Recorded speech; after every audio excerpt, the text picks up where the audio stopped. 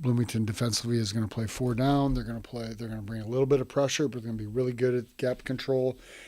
They're going to keep a lid on things in secondary and play really good sound coverage. Offensively, same thing. They're 6, 7, 5, 6, 7 formations. They do what they do, and they do it really well in the run game, power, counter, inside zone, and they throw some RPOs off it.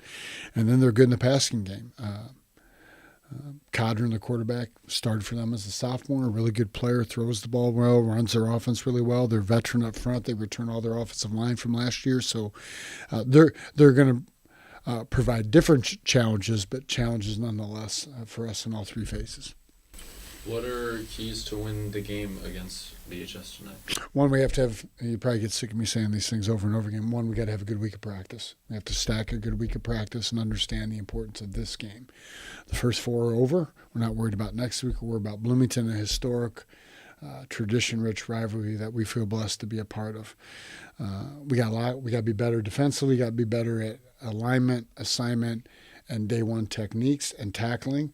Offensively, I think we got to clean up first steps up front, hitting appropriate landmarks and aiming points in the run game and pass game, take care of the ball, which we've continued to do.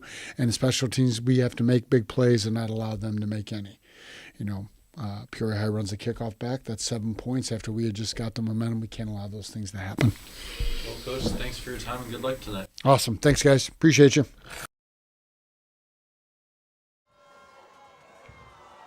Welcome back to Normal Community High School. We're getting ready for the rivalry matchup between Normal Community and Bloomington. BJ Dumas, Zach Knox Doyle, and Joel Swanson here. We're getting ready now for our national anthem as we're going to turn things over now to the NCHS choir, who's going to sing our national anthem. Ben Luganbuhl, the head of the choir here at Normal Community. So let's turn things over to the NCHS choir.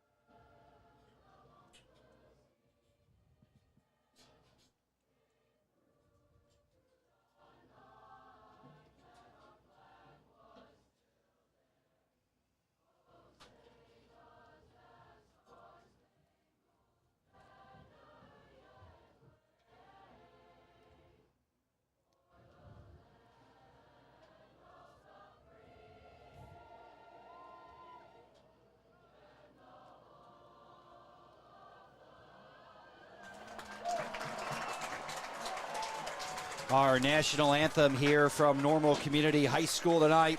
The Ironmen 4-0.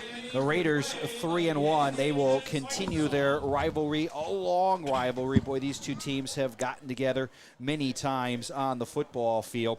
Normal Community has really dominated the series here in the last decade. They have knocked off the Raiders 9 of the last 10 years and really haven't seen that much dominance in this rivalry for a long time. But these two teams have played some great games here over the years. Tonight, 3-1, the Bloomington Raiders come in. Normal Community 4-0. And guys, as we look at the contest, I think for Bloomington, the early part of the game is going to be very important for the Raiders. They need to build some confidence here on the road against a favored Normal Community team.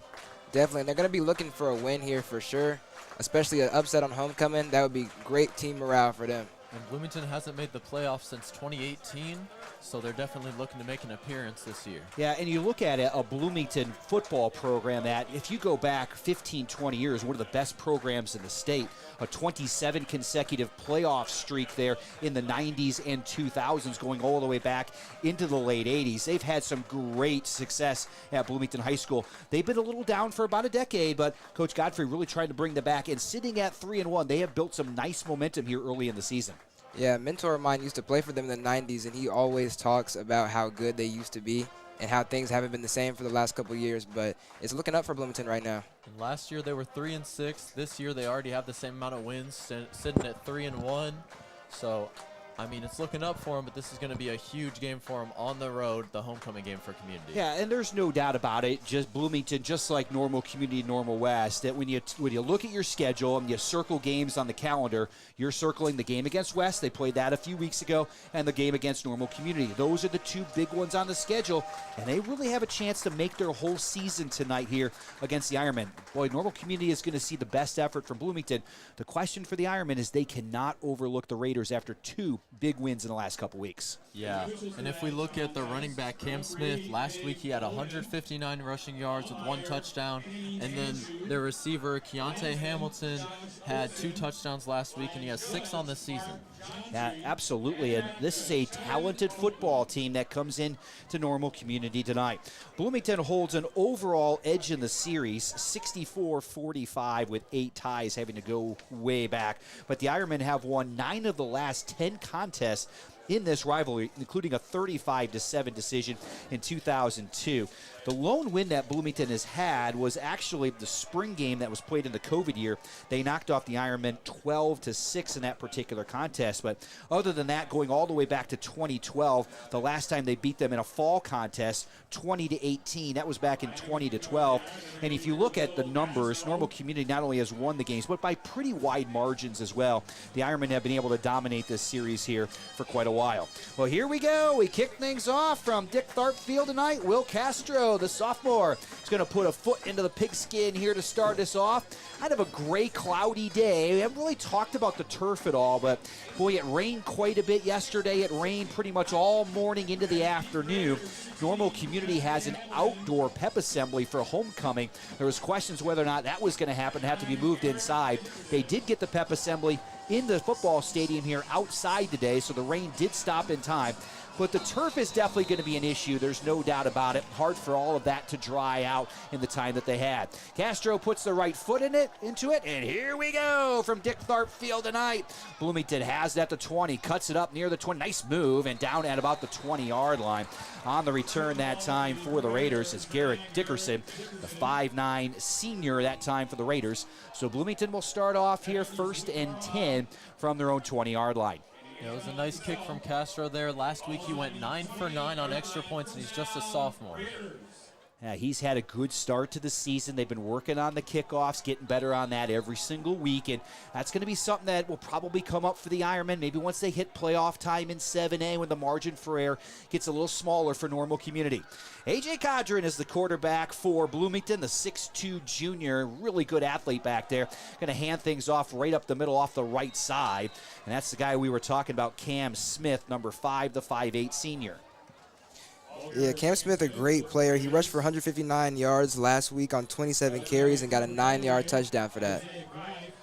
And the big thing now for normal community is what's going to happen up front for the Ironmen. Bloomington returns all of their offensive linemen from a year ago. They've gotten a pretty good push so far in the first 4 games, and we'll see what they can do tonight. 11:22 to go here in the first quarter. No score from normal community. It's homecoming for the Ironmen. Here's a handoff around, and he'll be wrapped up immediately. What a play by Brady Oxton that time. Coming up from that linebacker position, he read it and took over. And there's going to be a big loss as Keontae Hamilton's going to lose about 4 yards there on 2nd down. Brady Oxton, a great player. He has multiple pick sixes this season and a tip pass that led to a pick six last game, so he's a great player. Yeah, that was actually Jace Wilson that time that read it and made the play that time for the Ironmen. Boy, you talk about the speed coming from that linebacker position. It's going to bring up a 3rd and 10 now here for Bloomington. This is the position the Raiders did not want to find themselves in. The Ironmen bring pressure. Cadron in trouble. He's going to go down inside the 15-yard line. Couple of Ironmen in on the sack. Let's see if we can pick up a couple of numbers there. 29 is Cooper Caraway, the linebacker, got him. Guys, did you figure out the other guy in on the play there? I think it might have been Dexter Niekamp. Yeah, well, a pretty good guess right there, Zach. If we had to guess, yeah. Dexter's going to be around the ball all night on the defensive end. And a sack there right there for the Ironmen and 3 and out for the Raiders to start the game. That's exactly what the Ironmen wanted here, to maybe try to take any doubt away from this contest tonight. They almost get to the kick right there. They'll let it bounce at right around the 45. It'll roll inside the 45-yard line in Ironmen territory. Marquand Gary was the one who was back there to receive that kick.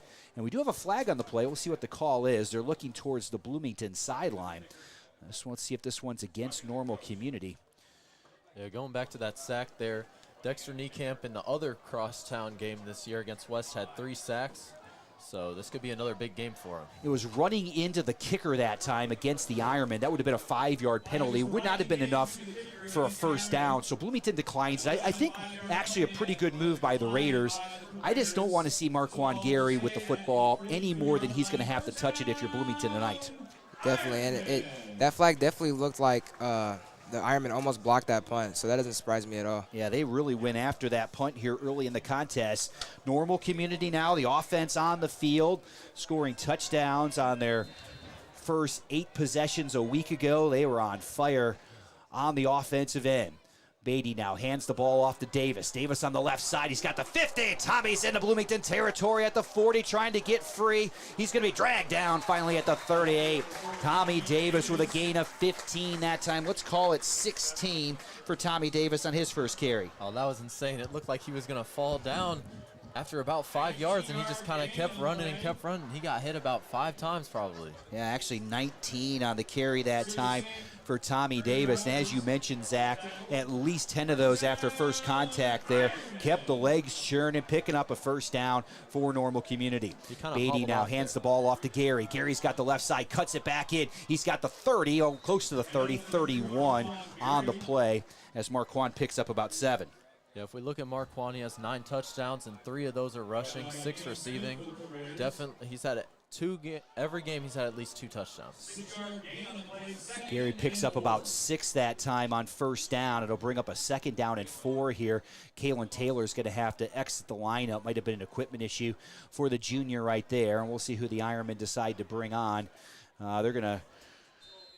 Craig Bennett's going to come off now, the sideline, the 5'7 junior. So another player that'll be back. Bennett, nice runner back there. Good prospect for the Ironmen going forward. Beatty now fakes the handoff, rolling back across the middle. He's got his man at the 20, inside the 20, down at about the 17. That's Caden Hardiman that time, picking up about 16 yards. Beatty to Hardiman, their first hookup of the night, and the Ironmen are marching. That might have been the first time we saw Craig this year at running back. Tommy Davis, after that 19-yard run, kind of came off hobbling.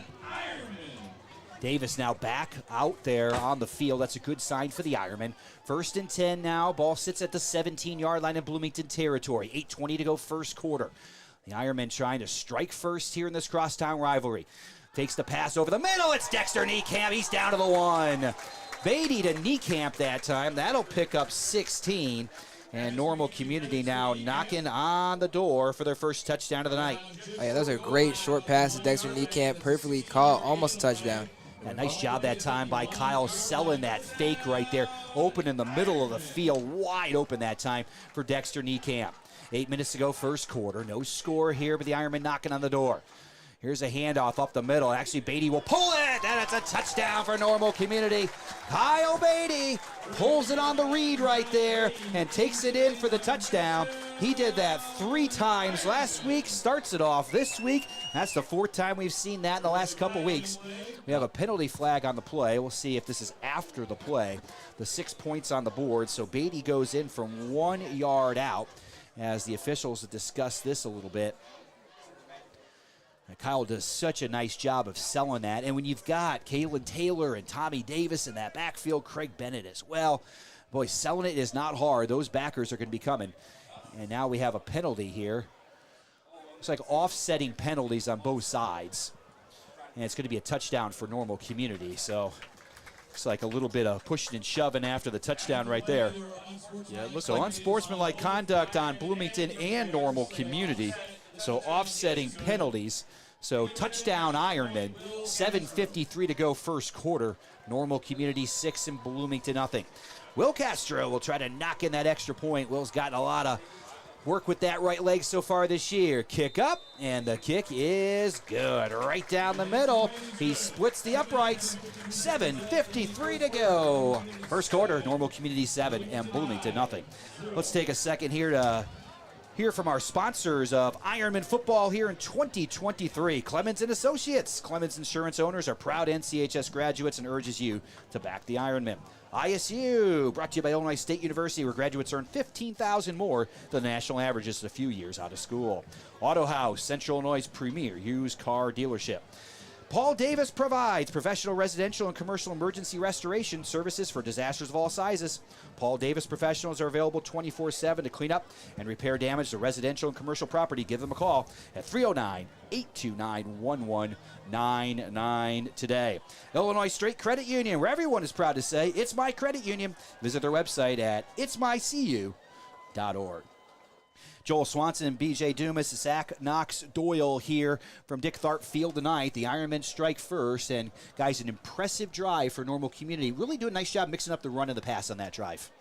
And something I'd like to point out is that 15-yard pass to Dexter Niekamp that got him to the 1-yard line. We'll be seeing more from Dexter at the tight end position because Alex Binion is going to be starting in replace of Caden Moss, who is out 2 to 4 weeks with a lower leg injury. Yeah, we saw Caden go down against Peoria late in the first half a week ago, and hopefully we'll see Caden here later in the season. Maybe by the time the Ironmen are making that playoff push in weeks 8 and 9, he'll be back on the field playing that defensive end position. That's a significant loss for the Ironmen up front. Caden is an outstanding player. Normal Community kicks off again, and as Garrick Dickerson lost the football for a moment, he will find the 11-yard line and just nowhere to go down there, as that bobble costs him some yardage as Matthew Owens gobbled him up at right around the 11-yard line. And that's where Bloomington will start drive number 2.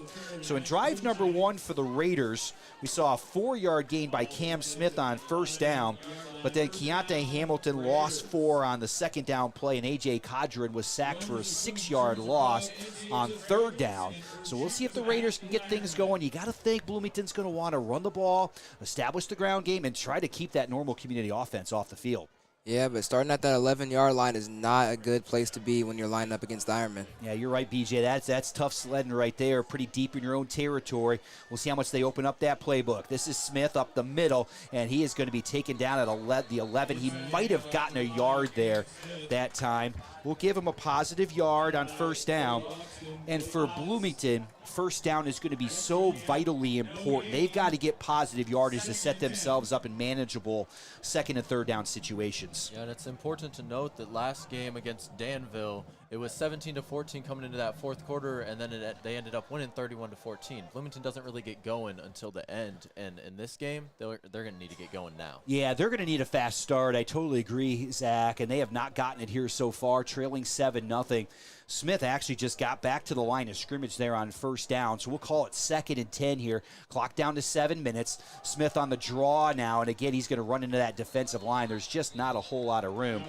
We're going to give him a yard there. It's going to bring up a 3rd and 9 here for the Raiders. And guys, it'll be interesting to see what the Raiders do here on 3rd down and 9, how conservative they are deep in their own end. You certainly can't afford a turnover here if you're Bloomington. Yeah, definitely not. The Bloomington, it looks like they're struggling to get through that defensive line there. We haven't seen them throw to Keontae Hamilton yet, who is their wide receiver with 6 touchdowns. Yeah, we'll see if they go to him here. Hamilton had a running play on that first series, lost 4 yards.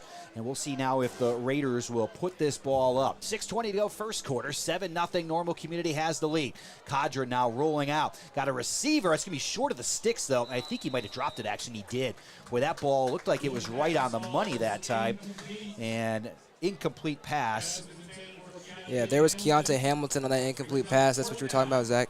Yeah, that was an interesting pass fake as well. He kind of faked it with 2 hands. Didn't really throw me off too much. Yeah, they rolled him out, and you can see why. They're trying to get him away from the pressure of that Normal Community front 4. The Ironmen were able to sack Cadron on a 3rd down play, just trying to roll him out, be able to see downfield. The only negative with the rollout is it cuts the field in half.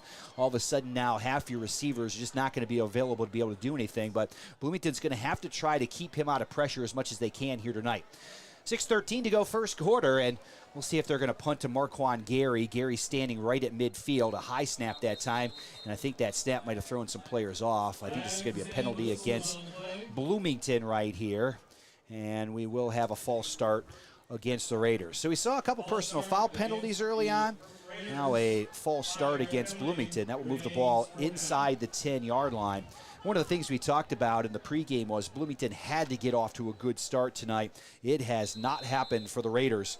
Halfway through the first quarter, 7-0 Normal Community already, and I'm trying to punt the football away. A high punt, not a good punt, and I do believe it's going to land at the 15. The punter did go down on the play, but he might have just slipped back there, and the ball at the 15-yard line. Did the Ironmen get a piece of that, or did that just go straight up in the air? To me, it didn't look like they did. It looked like it just was a bad punt. Yeah, I didn't think they got a hand on it as well. This field is so wet from all the rain. I think that they're not used to it. Yeah, I think his back foot might have slipped out from under, or maybe somebody got a hand on it. Because usually when somebody gets a hand on it, that ball will wobble a little bit, and that ball just kind of went straight up that time. We'll call it 1st and 10 now here for Normal Community. The ball at the Bloomington 16-yard line. 6:02 to go first quarter, as the Ironmen offense now trots back out on the field, already up 7-0. On the last drive, a touchdown for Kyle Beatty from 1 yard out. Beatty so far 2 for 2 for 32 yards here in the contest. Beatty now back to pass, finds a receiver out of the backfield. It's Marquand Gary. Gary to the goal line. Did he find the end zone? And he's going to be marked out at about the half-yard line. Boy, Marquand was just about in right there. And we'll call it 14 yards on the pitch and catch. It looked like to me he hit that pylon. I thought I was getting ready to write it down. Yeah, boy, he almost found the end zone. That's the thing about Marquand. Once he gets close, he usually finds the pylon more times than not. Couldn't find it right there. Normal Community now literally inches away from punching in their second touchdown. And that could be quite a milestone for Marquand this game. It would be double-digit touchdowns. He's at 9 right now. Yeah, that's impressive for 5 weeks into the season. Here's a handoff up the middle, and that, I do believe, was Tommy Davis. And Davis is in for the touchdown. Tommy Davis goes in from 1 yard out. The second score of the night for Normal Community. Yeah, Tommy Davis is up to 7 touchdowns now for the season. We talk about big contributors. I think Marquand and Tommy have led the way. Obviously, Kyle Beatty as well, now with 15 combined touchdowns on the season. Yeah, 13-0 now, Normal Community, as Tommy Davis goes in from 1 yard out. And when you get down to the goal line against the Ironmen right now, kind of pick your poison, trying to sell out on the tailback. And Beatty's done such a good job of pulling it near the goal line, as Will Castro now will try to knock in that extra point. Extra point up, and the extra point is good. Will Castro has another one. 5:12 to go, first quarter. The Ironmen 14, the Raiders nothing, as the Inkspot brings you Normal Community football. Well, we'd like to thank our sponsors here on the Inkspot tonight for Normal Community Football. We'll be back in a couple of weeks. We'll have the Peoria-Notre Dame game, and as the Ironmen think about playoff time, we'll be bringing you some playoff football as well here from Normal Community High School as we turn into late October, early November. We'd like to thank our sponsors for Normal Community tonight, Normal Community Football tonight. Country Financial Agent Matt Potts. When you're working to reach your financial goals, it helps to have some trusted guidance along the way. Let Matt help you identify your goals and work through any changes that life may bring. Give Matt Potts a call at 309-445-6390. Go Iron. Heartland Bank and Trust Company is a community bank with total assets of $5 billion. Headquartered in Bloomington, Illinois, the bank has offices throughout Illinois and eastern Iowa. The bank offers a complete line of financial services to commercial and retail customers and municipal entities. More information is available on the bank's website at www.hbtbank.com. Well, guys, I would have to say that the start couldn't be any better for the Ironmen, and maybe this was the start that the Raiders were certainly not looking for here tonight. Yeah, definitely not. And the Ironmen got great field position on the last drive. You know, they love to see that. Again, it will be for Bloomington. Dickerson taking the ball at the 10, cuts it up, much better return right there to the 26. Dickerson bobbled the last kickoff and had to settle for the 11. 15-yard better this time out to the 26. And now with a little better field position here, we'll see if the Raiders can get a drive going on their third possession of the game. Yeah, speaking of field position, I think you really got to think that defensive line. Last week they struggled. Malik Ross had nearly 300 yards on him. I think that was a big emphasis in practice, as Coach Ringwood said. And certainly, you've got to understand Peoria has a mammoth offensive line. Malik Ross, once you get past their offensive line, run into that freight train as well. The Ironmen had to go up against last week, and there's going to be a lot of people that are going to struggle with the Peoria run game this year in 2023. Cadre now back to pass, and zings one across the sideline that time. Looking that time for Dickerson. Incomplete that time for Cadre, and so far for AJ, 0 for 2 right now, passing the football. Couldn't quite tell who that was, but it was real good pressure on AJ Cadron there, leading to the off pass. Have we seen a first down from Bloomington Yeah, yet? Bloomington does not have a first down yet. They did so far their best play was that 4-yard run to Cam Smith on the very first play of the ball game for themselves offensively. It's really going to come down for Bloomington. They're going to have to be able to run the football on first and second down, create some positive yardage, and try to sustain some drives here against Normal Community in the first half. Cadre now back to pass. Looking for a receiver far side. He had a man, but a little bit overthrown. Another incompletion that time for the Raiders. And you got to think, coming in for Coach Godfrey, the game plan had to be, we've got to run the ball. We've got to be able to sustain a rushing attack here tonight to be able to stay in the game. If they're throwing the ball on first and second down, that is a really bad sign for the Raiders. Definitely, and with the Ironmen having such a big and strong defensive line, the running the ball might not be an option for Bloomington. Yeah, Normal Community has controlled the line of scrimmage here so far. 4:56 to go first quarter. The Raiders trail 14-0 to the Ironmen. And just trying to get their first down of the contest. Cadron so far 0 for 3 throwing the football. And the Raiders negative rushing yards here to start the game. Cadron now back to pass. The receiver fell down. Another incompletion that time for Bloomington. Intended receiver out there was Keontae Hamilton that time for the Raiders, and the pass is incomplete, so another punt coming up here for Bloomington. So we saw a Normal Community defense, and I hate to use this word struggle because Peoria is a very good offensive team. But for the numbers the Ironmen put up in the first 3 weeks, they did struggle in week 4, but boy, they really have shown something here in the first few series tonight. Yeah, as I brought up in the pregame, the Iron had only given up 20 points in the first 3 matchups, and they give up 42 to Peoria. And now back against Bloomington, only 0 right now. Yeah, Gary's going to let this one go at midfield. He'll let it hit right there, and it'll be picked up by a Raider as Kevion Chestnut, a sophomore that time, caught the football off the bounce there at right around the 47. So that's where the Ironmen will take over. And so far for Normal Community, Beatty had a 1-yard touchdown run, 7:53 in the first. Tommy Davis had a 1-yard touchdown, 5:14 in the first, and that's where we're sitting right now. 4:44 to go first quarter. It's 14-0. I just realized that last drive by the Raiders took 30 seconds off the clock. That's not what Bloomington wanted. Not at all. And, you could tell with the 1-yard run touchdowns that they're getting to that scrimmage line. Yeah, they certainly are. You're exactly right, BJ. They've been able to move the football. Here's Marquand Gary. Great job by the Raiders that time. That was a sophomore coming up to make the play right there. That was Kevion Chestnut, the sophomore, that made a great read. And Marquand Gary's going to lose about 6 yards there. The first negative play of the game for Normal Community. Yeah, you brought up Bloomington's 32nd possession. That happened a lot last game, except they were scoring touchdowns just back and forth. 2nd down and 16 now. The first time the Ironmen have been behind the chains all night. Beatty back to pass. A little out that time to Tommy Davis. Makes the first man miss. Gets upfield. Tommy Davis still on his feet. Over the 50 and across the midfield line that time. He's going to go down at around the 49. But, boy, I tell you what, impressive running after the catch that time by Davis. We'll call it a gain of 9 for Tommy on the catch. Impressive. That was beautiful. Yeah, Tommy's talking to number 50 on Bloomington about something right now. 3rd down and 7 coming up for Normal Community. And when we do kind of get into those 3rd down situations throughout the game, the Ironmen have been looking at 3rd and 2, 3rd and 3. Really one of the few times now, 3rd and significant distance coming up for the Ironmen. 3:40 now to go first quarter. 14-0 Normal Community with the lead. If you don't convert here, might be their first punting situation of the night. A lot of it's going to come down to what happens on this particular play. Might not have to get it all back here at once. You're right at midfield here against this Bloomington defense. Beatty now behind by himself in the backfield. He's going to run it. He's got the 45. He's got a first down and slides at the 40. Boy, they did a nice job of clearing that out.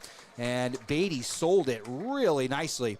A nice 10-yard gain. And you can see the Ironmen spread the defense out. Nobody home in the middle of the field. Yeah, it seems the more rushing touchdowns Beatty's getting, the more confident he's getting running the football. He didn't look like he hesitated at all. He just went for it. Yeah, that was one of the questions about Kyle coming into the season would be his running ability, and he has really done a nice job there so far this year.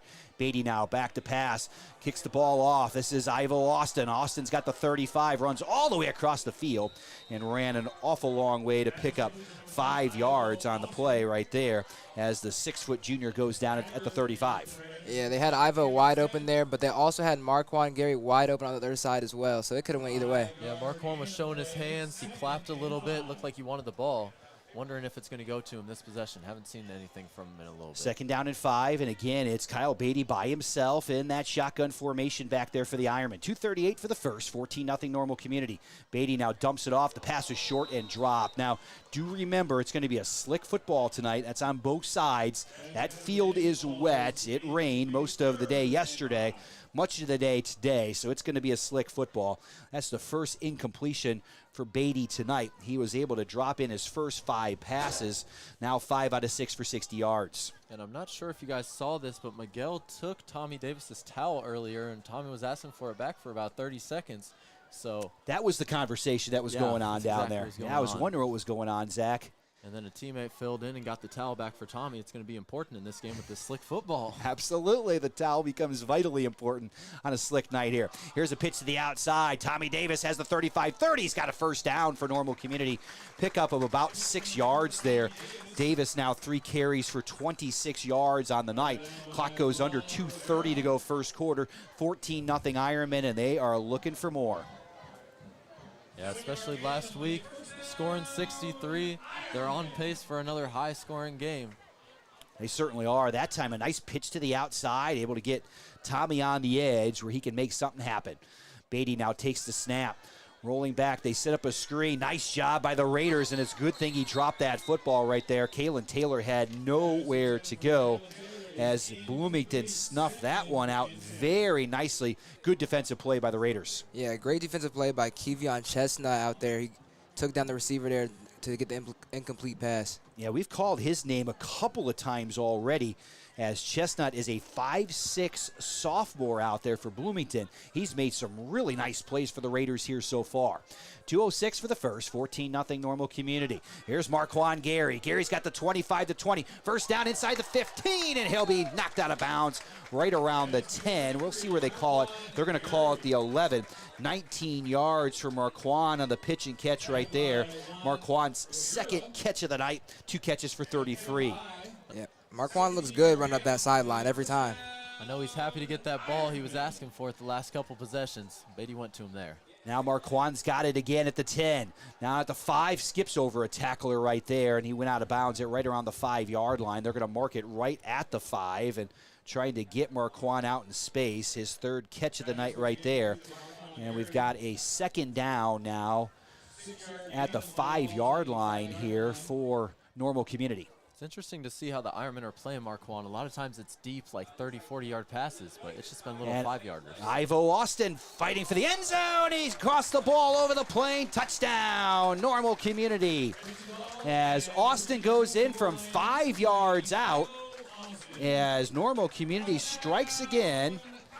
Ivo's 2nd catch of the night for 10 yards, and nice job by Austin right there, just reaching that ball. All it has to do is get to the plane, and it's 6 points for the Ironmen, and they now lead Bloomington 20-0 with 1:49 to go in the first quarter. Yeah, Ivo's really started to get going. He had 2 touchdowns last week. Now he's up to 3 for the season. It's going to be interesting to see what we're going to be seeing from Marquand and Ivo, 2 great wide receivers, junior wide receivers. And here's Will Castro again, and he's got the extra point, and it's 21-0 now Normal Community. Kyle Beatty now 90 yards passing here so far in this first half, his first passing touchdown of the night. And let's get the numbers here on Kyle real quick. 10 passing attempts, 8 completions, 90 yards, 1 touchdown. Obviously, I don't have the ability to do a quarterback rating, Zach and BJ, but that's pretty darn good work there in the first quarter. Definitely some good work from Kyle Beatty in the first quarter. He's been very efficient. Last week he had 221 passing yards, 3 rushing touchdowns, 4 passing touchdowns. He's been on a roll lately. Yeah, he certainly has. And then we talked about a little bit in this first quarter, his ability to be able to run the football kind of takes his quarterback play to another level as we get a chance to look at some of Kyle's numbers from a week ago. But what a great start he's had here so far tonight, the junior quarterback. Kind of talked about Kyle's story a little bit, took over for Chase Weiss after Chase hurt his hand against Normal West last year. Got a little bit of experience against Peoria, really took over the reins after that, the starting quarterback, and now you can see that experience really showing here in 2023. The junior has been outstanding so far this season. Definitely, his confidence is just off the charts right now. Will Castro now will kick it away. It's a short kick. It's going to land at about the 20 and go out of bounds. I think Bloomington will take this at the 35 probably. So out of bounds on the kick. Yeah, we're talking about Kyle Beatty. He's just a junior, and it makes me think there's obviously a lot of upside for this team right now. 4th in 7A, 10th in all of Illinois, and it makes me think the two top wide receivers are juniors. Kyle Beatty's a junior. I wonder how dynamic this offense is going to be this rest of this season and even next season. Yeah, Kalen Taylor as well sees a lot of time at that tailback position. Some of those interior linemen will be returning. But, boy, right now for Normal Community in 2023, a combination of a really good senior class and a really good junior class has put an outstanding product on the field this year. 21-0 Ironmen, 1:48 to go here in the first quarter. A.J. Cadron still looking for that first pass completion here. We'll see if he finds it on this drive.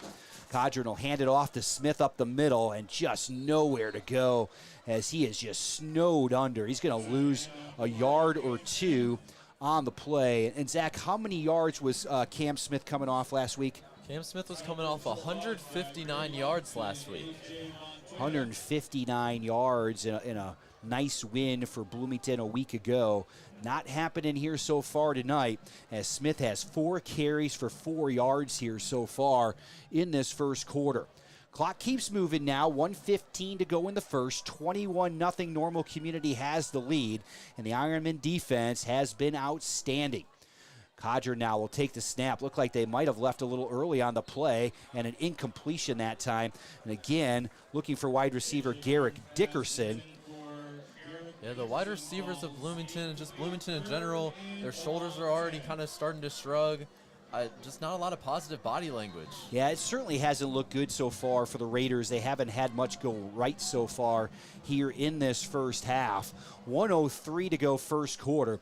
Bloomington's had a really nice season so far, picked up some really nice wins, and has put themselves in a good spot. They're able to knock off Richwoods in week 1, week 3, Notre Dame, week 4 against Danville. A really nice win against the Vikings, opening up a tight game late. Codger now takes the snap. He'll be wrapped up in the backfield that time. That's Brady Ogston coming from that linebacker position. And Codron's going to lose about 7 yards inside the 30. We'll call it the 27-yard line. A loss of 7 that time.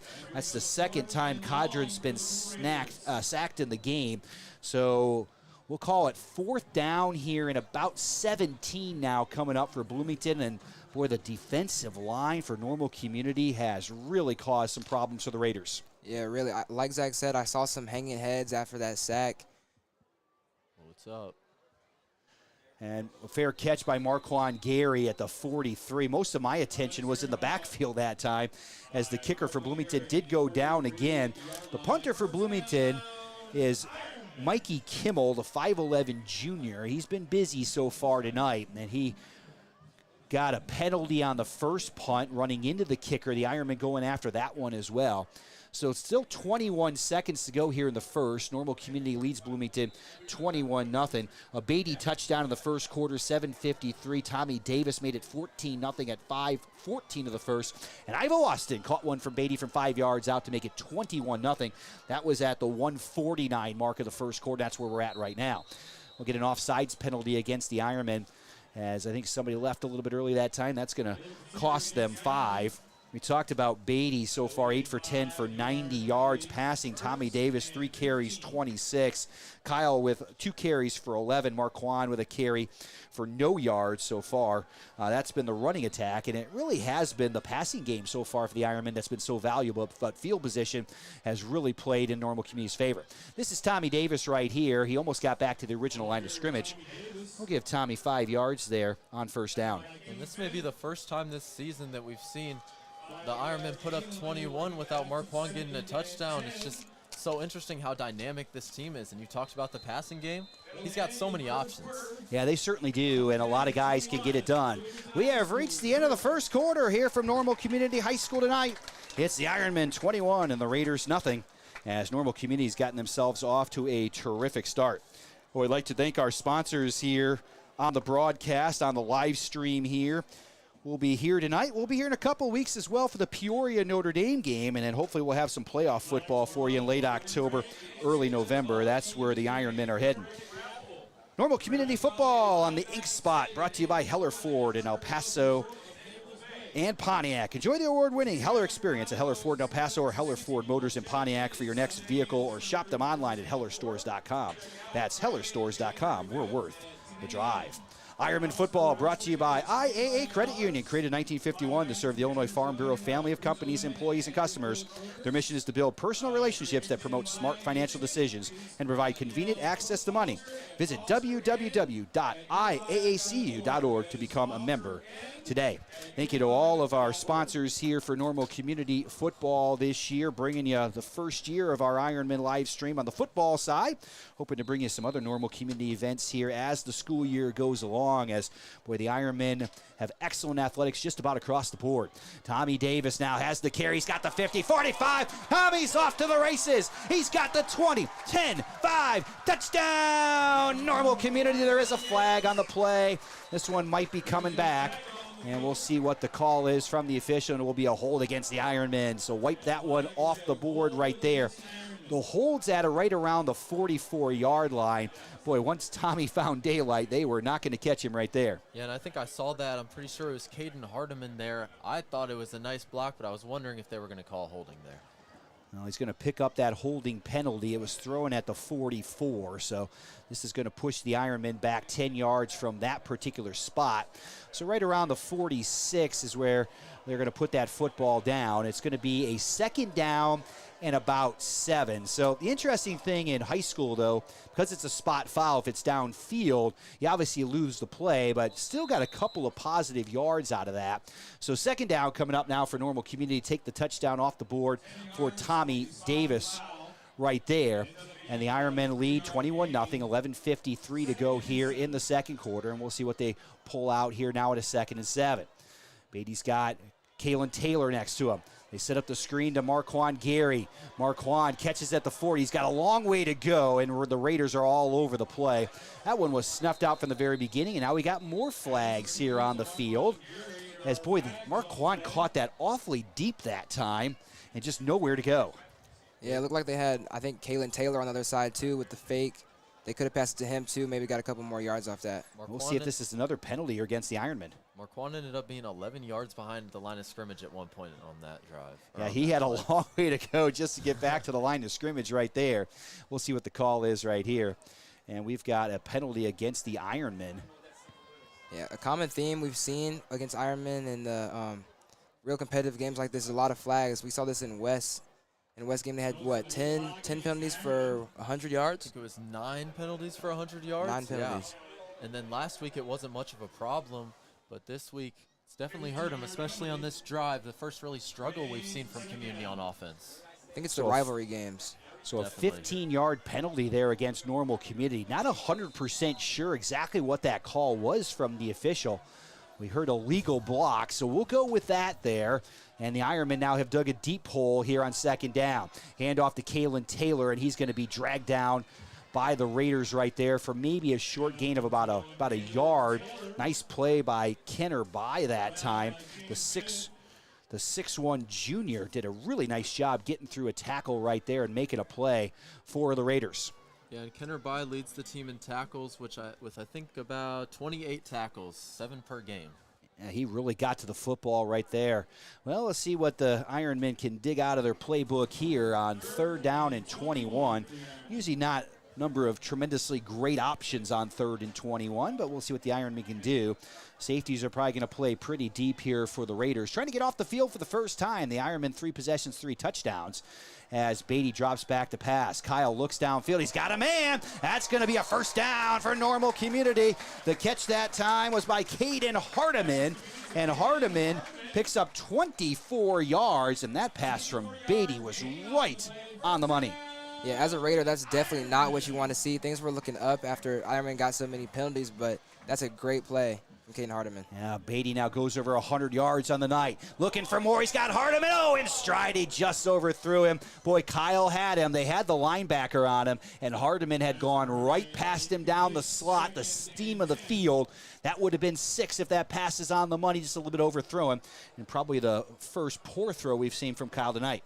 Yeah, and it's different. It's a different wide receiver, so he's kind of got to adjust. Being used to Marquand Gary, I think, and Ivo Austin, Caden Hardiman's a bit different.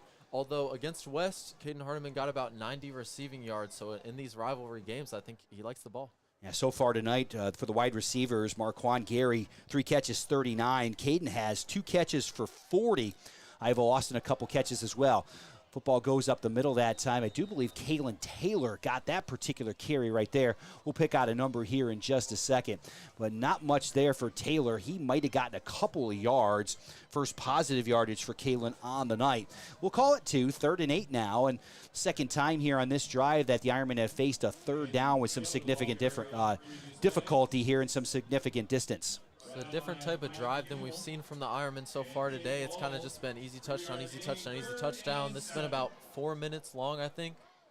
Beatty now back to pass. Looking, has a man, Gary, and he just overthrew him that time. Marquand couldn't come up with that one. And it's going to be the first 4th down we're going to see for Normal Community here tonight. We'll see if the Ironmen decide to punt the football. Kyle Beatty is also the punter for Normal Community. We haven't seen Kyle punt the ball very much so far this year at that quarterback position, but it looks like they're going to punt the ball away right here.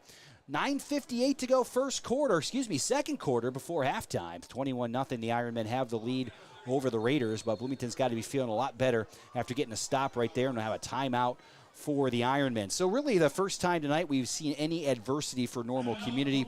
We've seen a number of penalties on this particular drive, going backwards a little bit, and the first time the Raiders get a stop. I wouldn't be surprised if Community talks this over and might go for it. Kyle Beatty was he was motioning that he wanted to go for it. When they said they were going to punt it, he had a loud clap, which makes me think that that's what they're talking over right now. I guess Community doesn't have that much to lose going up 21-0 right now, so why not? Yeah, it would still be on Community's side of the field as well. Obviously a shorter field for Bloomington, but I think Community trusts their line. It's going to be interesting what they do here. And if you do decide to go for it, you've got a defense that has played really, really well so far. So I'm not sure how much of a gamble that would be. But the other thing that the Ironmen might be looking at, hey, let's punt Bloomington deep in their own end. Our defense has played exceptionally well. We might have the football back here in just a few moments in much better field position. And I half expected Leo Caparelli. He's back now. Kind of surprised he's not kicking here. Yeah, me too. Kyle Beatty will punt the football away, trying to pin Bloomington back, and he's going to take off with it. Beatty now looking over the middle, and it's incomplete that time. So that's one of the advantages that you have when your quarterback is your punter as well, is that you can run something off of those plays. Kyle had a decision to make there. He could punt it, he could throw it, and he decided to throw the football there. So Bloomington with by far their best field position of the night. Raiders have to be feeling good after getting the stop for the first time this evening. Let's see if Bloomington can get their offense going here with 9:52 to go before halftime. They trail 21-0. And Community answered my question right there. I was asking why Leo wasn't kicking it, and, well, that's why. There Kyle you go. wanted to go for it. Yeah, and they had that option right there. And Kyle can punt the football. If he definitely had that option to be able to do that. Well, Bloomington's got a couple of backs back there, a couple of tailbacks with A.J. Codron in that backfield. As Codron goes back to pass, they're going to set up a screen themselves, and that is going nowhere. What a great read that time by Brady Ogston. Boy, he sniffed that one out right away. Dexter Niekamp was in there as well, and that one's going to go for a 3-yard loss. That's actually Bloomington's first completion of the game on that particular play, but it's going to lose 3. Yeah, one thing about Brady Oxen is he has a great defensive vision. I guess that comes into play being the backup quarterback for the Ironmen. And what a game from him. He's already got a sack. I mean, he's had 2 pick sixes this season. Now he's adding a sack to his resume as well. Yeah, you make a great point there, BJ. Having that quarterback experience, I wonder how much that does translate over to what you see from that linebacker position, especially inside on those plays. Codron now back to pass. He's got a man. He overthrows that one. Looking to the near side right here, and that was Kenner by that time. As Codron. H.A. Codron not looking like himself tonight, if I'm being honest. He passed for 156 yards last game, so. Yeah, it's been a lot of overthrows, a lot of throws that have just been too high to catch. Yeah, seeing a little bit more pressure probably than what he's seen in previous weeks. So far, 1 for 7 for -3 yards for the junior quarterback. As Codron captaining the football team, they'll have him back next year. Boy, he'll be a nice cornerstone for Bloomington a year from now. But the Raiders thinking playoffs this year here in 2023. 3-1 coming in on the season. 9:05 to go, first quarter. It's been all normal community here so far as Codron dropped the snap. He rolls out, looks for a man downfield, and it's incomplete. As that could have been disaster that time for the Raiders. And Bloomington now will have to punt the football away again, bring out 4th down and 13. And how about the Ironmen so far tonight? We'll get some numbers here, but Bloomington in negative total yards here so far. I'll throw some numbers out here in just a second. I think the emotions are really getting to Codron. I mean, that wasn't even a terrible snap. He kind of just put it into the ground. So I'm not sure what's going on. Coming to community at their homecoming game, I think might be messing with him a little bit. So far, these are unofficial numbers, obviously. These are our numbers, but negative 16 yards for the Raiders so far in total offense. No first downs for Bloomington as of yet, and that punt will go out of bounds right around the 40-yard line. They're going to mark it at the 40, and that's where normal community will have it, and another penalty flag on the play. We'll see if this is against the Ironmen or against the Raiders. And again, it's a crosstown rival. A lot of emotions, a lot of guys that know each other. A lot of guys that spend time with each other outside of school, so they know each other very well. And maybe a little bit more talking down there on the field has picked up another penalty flag. And that was off of the camera, so we couldn't really see it, but it was a little tussle between 2 community players, 2 BHS players, I think. Just a little push and a little shove, and probably a lot of words being exchanged there. Again, unofficial numbers, but Codron 1 for 8 for -3 yards. And it's going to be against normal community. And again, offsetting penalties. Yep, so just what we saw in that first quarter, offsetting penalties again as the officials trying to keep control of the game here tonight. But normal community will have the football at their own 40. So far, running the football for Bloomington, Cam Smith, 4 carries for 4 yards. Keontae Hamilton, 1 carry for -4. Codron's been sacked a couple of times for -13 yards. And when Cam Smith only has 4 carries and there's 8:54 to go in the second quarter, that is a really bad sign for the Raiders. Definitely a bad sign because last game he had 27 carries. That's a far cry from tonight. Yeah, and certainly that's when Bloomington is opening up holes. They're controlling the line of scrimmage. They're controlling the clock. None of those things have happened for the Raiders so far here tonight. Here's a handoff up the middle, and he'll be swallowed up. I believe that was Tommy Davis that time. Nope, that was Kalen Taylor.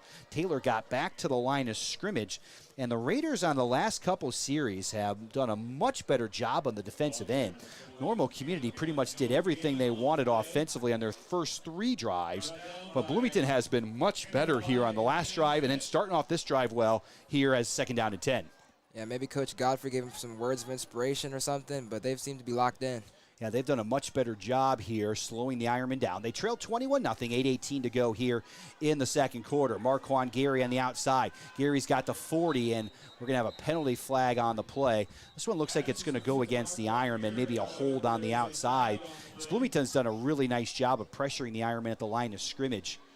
We'll see what the call is now from the official. Something I'd like to bring up, Tommy Davis, I don't think he was in the drive last time, and he also hasn't been in the drive so far this time as well, so I wonder if he's battling with an injury. I know starting off the game he was kind of shaking something off his right leg. Yeah, we got a block in the back here coming up against normal community. So there's going to be a long down and distance here for the Ironmen. It'll be interesting to see as Bloomington continues to bring multiple players up near the line of scrimmage if the Ironmen tried to get behind the Raiders here in this drive. We saw that Hardiman had gotten behind the defense. Beatty's pass was just a little bit too far. That would have been a touchdown right there. And we'll see if they get behind Bloomington as the Raiders starting to press up a little bit here, trying to take away that screen game. Bloomington's going to drop some safeties back right now just because you have 2nd down and 20 now here coming up for Normal Community. Here's Beatty now rolling out. Kyle's got time, looking downfield, and the receiver fell down on the play. It's picked off by the Raiders. Bloomington returns it into Normal Community territory, and really the first time tonight that the field conditions have come into play big time. I think that was Juan Rivera right there, the 6-foot junior, number 8. Guys, is that the number you got as well? Yep, that's Juan Rivera. A nice job by Rivera, kind of playing back there at the safety position. So an INT throw-in by Beatty right there.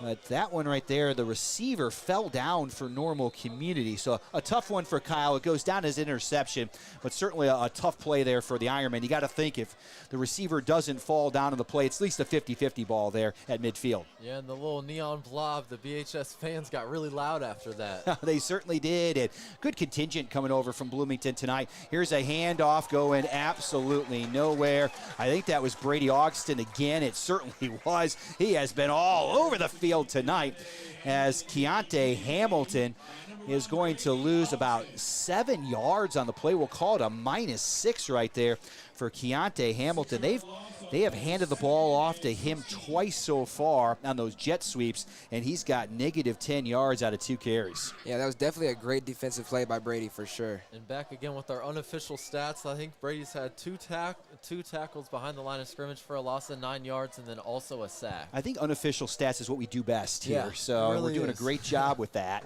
But again, doing our best up here to keep track of the action on the field. Cadron rolling out, has a man near the far sideline. It's underthrowing that time. He was looking for Keontae Hamilton. Yeah, Cadron's definitely got to start getting down maybe a little bit. He's only had 1 completion, I think. Yeah, 1 completion for -3 so far. And really, you can talk about the secondary and everything going on there, but it's been up front that's been the major problem for the Raiders. They just have not been able to handle Community's front 4, and then we've seen the linebackers running free for Normal Community throughout the first half here.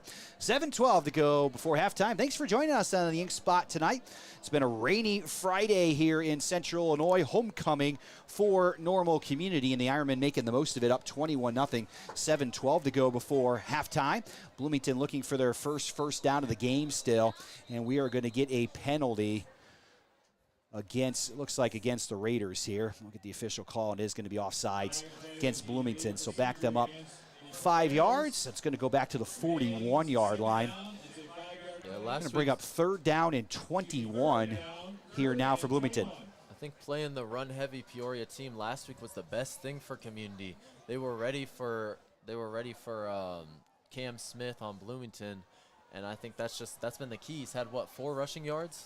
Yeah, 4 rushing yards so far on 4 carries. Bloomington well in the negatives for rushing yards and total offense here. But let's see if the Raiders can pick up a first down. It's a 3rd down and 21, and boy, the Ironmen are really going to tee off on Cadron here. Dexter Niekamp has the pressure, and he is going to throw the football away as Niekamp was putting pressure and a host of Ironmen right there, and Bloomington's going to have to punt the football away again. So if you're looking at Bloomington, obviously bad news is the offense has gone nowhere here so far in the first half. If you're looking for a bright spot for the Raiders, their defense has played better here the last couple series as Normal Community, who scored 3 touchdowns right away. But they've done a much better job stopping the run and also controlling the screen game for the Ironmen the last couple series. Defense has absolutely played better, but it's got to be disappointing for the fans of the Raiders to see a great pick from Juan Rivera just lead to a forced punt. And the Raiders punted away again, and this one's going to go out of bounds right around the 30-yard line as they're going to mark it close to the 30. And that's exactly where it's going to be marked, 30, 31-yard line. That's where Normal Community will have the football. As I mentioned a few moments ago, Bloomington's done a great job against the screen, great job with that running attack the last couple plays, and we'll see if the Ironmen can get behind this Bloomington defense. I'm wondering right now, field conditions can be a little bit tough, maybe to be able to run some of those deeper routes, but we'll see if the Ironmen try to go over the top here, try to break down this Bloomington defense a little bit more here on this series. Yeah, and I didn't think about it then, but I'm thinking about it now. The overthrow to Caden Hardiman might have had something to do with he couldn't run as fast with this grass. 6:59 to go before halftime. 21-0 Normal Community, as Kalen Taylor now has the football off the right side, and he is going to be tackled at the 30. Still not going down, but nowhere to go for Taylor. So far, Kalen has his 4th carry of the night for 2 yards. And, Zach, as you mentioned, Tommy Davis has 4 for 31, but we haven't seen much of Tommy here in the second quarter. No, and I'm looking for him on the sidelines. I'm not seeing him. Are you guys seeing him? Yeah, I haven't been looking for him, but we'll see if we see any of Tommy on the sideline here as the second quarter goes along. It is a slick field here at Normal Community tonight.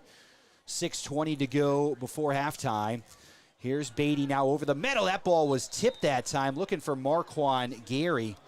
Ball was tipped at the line of scrimmage and an incompletion, as now the last 4 passes for Beatty, 3 incompletions and an interception after Beatty got off to a terrific start in this contest. He's thrown for 114 yards and 1 touchdown, but you got to give the Raiders a ton of credit. They have really played well defensively in the second quarter.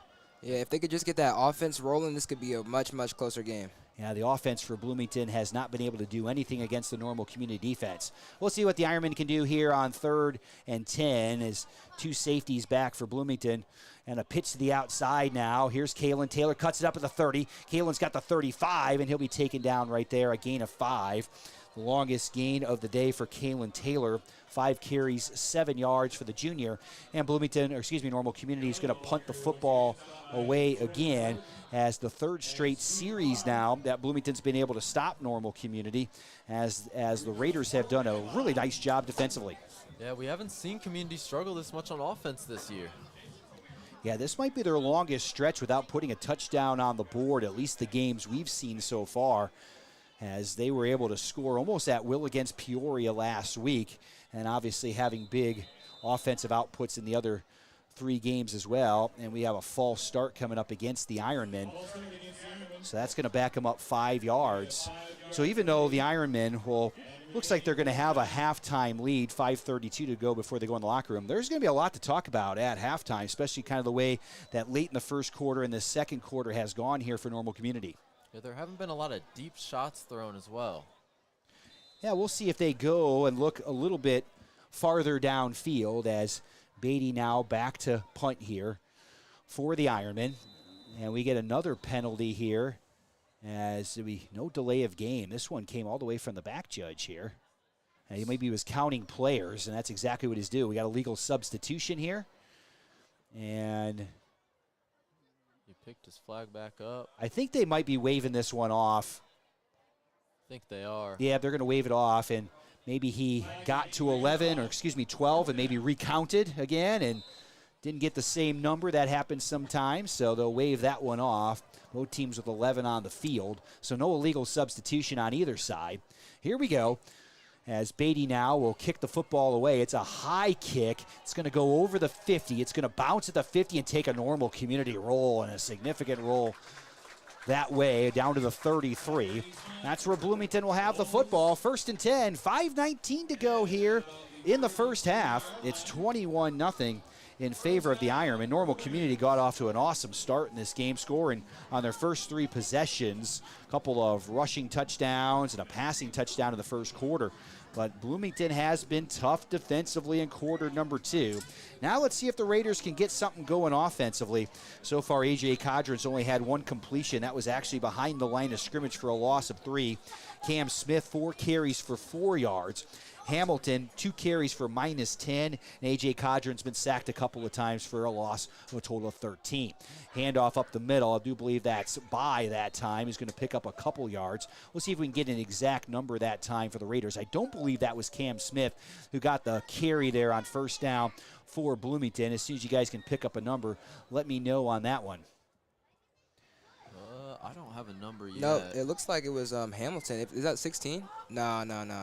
Yeah, Hamilton's going to be on the outside. That was time by. Yeah, it was Kenner by that time who got the carry. We'll give him a gain of 2. And as we go farther and farther through this game, you're going to have to excuse us. The numbers are going to get harder and harder to read as this field gets more and more of the mud that's going to be developing as the half goes along. High snap that time. Handoff again. Looks like Kenner Bai got that one again. Tried to bounce outside. Nowhere to go on the play as he's going to get back to the line of scrimmage that time for Bloomington. And no gain that time on second down. We'll call it a gain of 1 there. It's going to bring up a 3rd and 7. So something we haven't mentioned is Bloomington has 5 to 7 players that play offense and defense, like every game. So seeing Kenner Bai there on offense was interesting because he's their leader in tackles this year. Yeah, you just look at the roster and the roster numbers. Normal Community has a major advantage there. Bloomington, if the season ended today, they would be in the 6A playoffs. So they're going to be a 6A playoff team if they can find their way into the playoffs this year. Codger down the field. He's got a man wide open. Oh, and he overthrew him. Absolutely wide open that time. Down the far side was Garrick Dickerson. By far the best opportunity for Bloomington to put points on the board tonight and just couldn't find the completion right there. That might have been the opportunity that the Raiders needed to get back in the game. That was definitely the opportunity. And if you're A.J. Codron, you got to be frustrated right now for sure. Yeah, that was by far their best chance as, boy, Dickerson, a blow-in assignment that time on the far side by the Ironmen defense. Dickerson was wide open and just overthrew that ball. As the punt gets away that time, as Gary takes it at the 35. Here's Marquand trying to turn the corner. Marquand's got the 40, the 45, the 50, and he's pulled out of bounds at right around the 50-yard line. Slides into the sideline, and Normal Community will have the football. We'll see if it's in Bloomington territory. It's really the first time we've saw Marquand really aggressive with any of the punt returns so far this evening, and he's had a lot of them. Yeah, great punt return by Gary for sure. He got a lot of yards there, and that just showcased that athletic ability he has, that real speed and dynamic ability. I wonder if this Bloomington defense is going to get tired. It's been 3 straight stops, and the offense really hasn't given them much time to recover. Yeah, they have done a nice job, though, here in the second quarter against the Ironmen. Normal Community's had a hard time running the football. Again, we see Kalen Taylor out there. The junior has done a great job so far this season.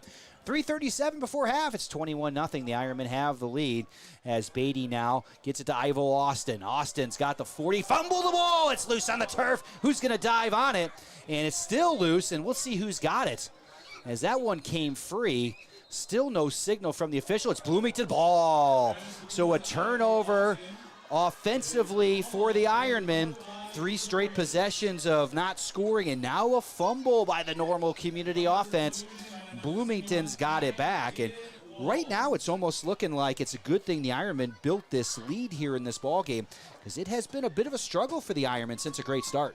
Yeah, was that the last, 4 drives without a score for the Ironmen? Yeah, 4 possessions. And I think that was the Ironmen's first fumble, at least from a receiver this season. I wonder if it has anything to do with like the ball being wet. We saw Marquand slip earlier, so 2 big plays from these wide receivers. Well, could have been big plays. Ended up being big plays for Bloomington. Yeah, nice job, though, by Bloomington. Somebody got a hand in there for the Raiders. You got to give the Raiders a ton of credit there, forcing that turnover. And now the Bloomington offense back on the field again. Codron, a little bit of a high snap, looking over the middle. It's going to be picked off. And our flag comes in, and a fumble on the play. We got all sorts of stuff happening out there. That was Keegan Buckner, the safety, who picked that one off. We'll see what the call is from the official. That would be Keegan Buckner's That one first came from the interception. back judge, so let's see if this might be a hold against the Ironmen. And it's going to be against Normal Community. It's going to be against the defensive backfield. I think somebody might have been tugging on a jersey right there. So a pass interference against Normal Community, and that will give Bloomington their first down of the game on a pass interference penalty. And we'll see if that gets things rolling for the Raiders there. Let's mark that down to the 3:17 mark of the second quarter. 15 yards and the first down of the contest for Bloomington. One thing Drankwitz said is just keeping emotions in check is going to be very important to win these rivalry games. And we're seeing the Ironmen struggle with that a little bit, having a lot of penalties. I don't even know how many. Yeah, Buckner was just back there playing center field that time, and that ball was straight to him, and maybe the reason why is the receiver got held up by one of the defensive backs for Normal Community. Hodger now back to pass, and He will go down, but a penalty flag on the play. I wonder if somebody came across the line of scrimmage a little bit too early. Might have been a false start against Bloomington as well. You got all those Ironmen coming, and it's going to be a false start against Bloomington. We have seen a lot of penalties here in the second quarter now. Hasn't really been a well-played second quarter on either side, as both teams have had a number of penalties here. It'll be 5 yards marked off against the Raiders. It's been a lot of incomplete passes. There was an interception. There was a fumble. Community, I think, scored a touchdown at the start of the third quarter. Yeah, it was actually late in the first quarter, 149 for the first, but it's been a long second quarter, no doubt about that, as Bloomington just got their first down of the game a few moments ago. That was on a pass interference penalty. It looked like it was going to be a normal community interception. 3:10 to go before halftime. 21-0, the Ironmen have the lead. Cadron now, plenty of time to throw right there. Man downfield, it's caught. Caught it right around the 32-yard line. Nice pass that time by Cadron.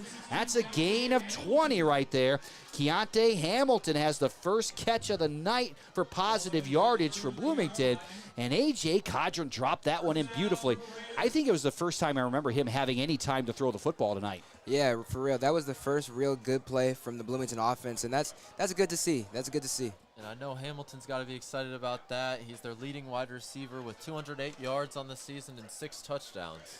Cadron now is 17 yards passing on the night. Bloomington's got some life now here in the second quarter. We might have ourselves a ball game if the Raiders can put one on the board here.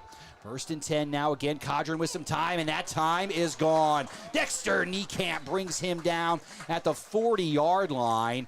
It's going to be a loss of about 7 yards. Actually, all the way back at the 41. Nope, they're going to mark it right at the 40. Loss of 7 on the play.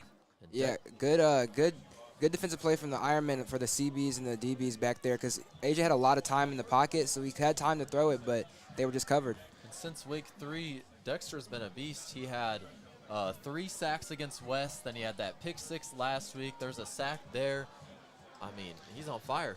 Yeah, he is going to be the best defensive player in the conference this year. I don't think there's going to be much doubt about that. Dexter on that line of scrimmage just wreaks havoc in that backfield for the opponent.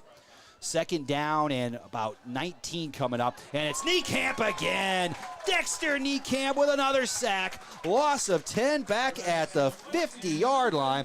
A.J. Cadron goes down for the 3rd time tonight, and now Bloomington's got 3rd down and a long way to go. Yeah, that defensive line is scary. I saw Cooper come in. He almost got there too, and so did Isaiah, so anybody could have got that. That D-line is scary. Yeah, they are really coming after the football right now. 1:37 to go here before halftime. The Ironmen lead 21-0. Thanks for joining us on the Inkspot tonight, bringing you normal community football. We'll be back in a couple of weeks. We'll have the Peoria-Notre Dame game, and then we're hoping to have some playoff football. The Ironmen are definitely heading that way. If they can hold on to this one tonight, would push them to 5-0, and Bloomington's going to take a timeout here. 1:16 to go before half, and I'll give us a chance to talk about our sponsors here on the Inkspot for Normal Community Football. Normal Community Football brought to you by Clemens Insurance. Owners are proud NCHS graduates and urges you to back the Ironmen. Ironman football brought to you by Illinois State University, where graduates earn $15,000 more than the national average just a few years out of school. Also brought to you by Auto House, Central Illinois' premier used car dealership. Well, thanks so much for joining us on a wet Friday night here in Central Illinois. It rained a lot of the day yesterday, much of the day today. The field certainly looks like it. And, we did notice it early, but I definitely think the field conditions are impacting both teams now here as we get late in the second quarter. Oh, yeah, absolutely. A lot of Ironmen falling on. That's how that pick came from Juan Rivera, because I think it was, who was it, Marquand that fell? Yep, Marquand slipped. Yeah, we've definitely seen both teams having a hard time with getting any traction right here. Bloomington's got a 3rd down and 27. Again, give the Raiders a ton of credit in this one. Boy, a team that was down 21-0 at the end of the first quarter certainly could have folded the tent tonight. They have really done a nice job of trying to get themselves back in the game. They do have that 1 first down now and that pass interference penalty, but boy, the Raiders have played much better here in the second quarter. 1:16 to go before halftime. We got another penalty flag. I think this one might be going against Bloomington. Didn't see anybody come across, and it's going to be against the Raiders for a false start. And right now, when you're just having a hard time containing everybody up front, have a tendency to try to maybe start a little early, get an advantage. You haven't been able to block them here so far, and that certainly has hurt the Raiders with another false start. Yeah, and this is shaping up to be a 4th down, and if it is, Community will get the ball back for the 5th time this quarter. And I still haven't been able to dent the scoreboard here in the second quarter. 1:16 to go before halftime. And 3rd and 32 now for the Raiders, and it's going to be Kenner Bai on the draw. Bai's got the 40. He's going to be down at right around the 42-yard line. So he's into normal community territory. We'll call it the 43. So a gain of about 11 yards there. That was by far the best rushing play the Raiders have had so far in this first half, and normal community will burn a timeout. Yeah, just to give you an idea of the running numbers for the Raiders so far. Cam Smith, 4 carries for 4 yards, and you have to wonder if maybe Cam Smith got dinged up a little bit. We haven't seen him much in the second quarter. Keontae Hamilton, 2 carries, -10. A.J. Codron's been sacked for negative 29 yards, and Kenner Bai, 3 carries for 14. Yeah, I was just going to mention that Cam was not in, and that was Kenner Bai running that ball. So you got to wonder what's going on the sideline with Cam right now, and what's going on with Kenner too. Coming into the start of the game, we were expecting it to be see a lot from the running backs, especially from Bloomington with Cam Smith, who's had 6 combined touchdowns this season. Then Tommy Davis, who's had 7 combined touchdowns. We saw that touchdown from him earlier, but we haven't seen him on the field in 3-4 possessions. Yeah, Tommy on the sideline here tonight and had that explosive start to the game. Well, Bloomington's got a 4th down. It's an interesting call now here for the Raiders. They are going to punt the football. Their defense has played well. Mikey Kimmel will come back out to punt it again, the 5'11 junior. But your defense has played well. They're going to try to punt the Ironmen deep down in their own end, maybe try to force a turnover here with the slick track. We'll see how conservative the Ironmen will be on the offensive end when they get the ball back. So Kimmel will punt it away here for the Raiders. 1:10 to go before halftime. It's a nice high punt away. It's going to hit right around the 15-yard line and bounce out of bounds right there. So no return chance that time for the Ironmen. Keegan Buckner was back there to try to return that kick for normal community, but the ball goes out of bounds. And they're actually going to spot this one all the way up past the 25. It's going to be at the 25-yard line, so not quite as deep as I thought. It's hard to kind of tell from our vantage point exactly where that ball goes out. So normal community has 1:04 to put another touchdown on the board. You have to think, having called that timeout, the Ironmen are going to be fairly aggressive here to try to push the ball downfield. If they were trying to run out the clock in the half, not sure they would have called the timeout before the punt. Yeah, I'm definitely expecting some decent yards on some passes, maybe a run out of bounds at some point. So I think they want to put another point on the board. Well, we'll see what they decide to do. Certainly don't want a turnover to get Bloomington back in the game. They've had a hard time doing anything to move the football, but love to see some more points on the board at the Ironmen. Here's Kalen Taylor. Taylor's got the 30, trying to turn the corner. Doesn't quite get to the 30. He's going to be brought down at right around the 27-yard line. For Taylor, that's a gain of 2. And for Kalen tonight, that was his 6th carry for 9 yards. Yeah, once again, Tommy not running the ball, so you got to wonder what's going on. Maybe he's a little bit banged up. But they got Craig and Kalen out there playing running back, so it's okay not having Tommy Davis out there. Yeah, kind of that junior combination out there for the Ironmen in that backfield. Right now, the Ironmen taking their time. They might just let this clock kind of run out. There's 13 on the play clock, 29 on the game clock. Obviously going to need to run another play here, but I'm not sure how aggressive they're going to be with the way that they've kind of sat on the ball here the last couple moments. Beatty now back to pass over the middle. He's got his man. That's Hardiman at the 40. He's going to be tackled at the 41. A gain right there, about 13 yards. As Kyle Beatty now at 138 yards on the night. 14 seconds now as the first down right there.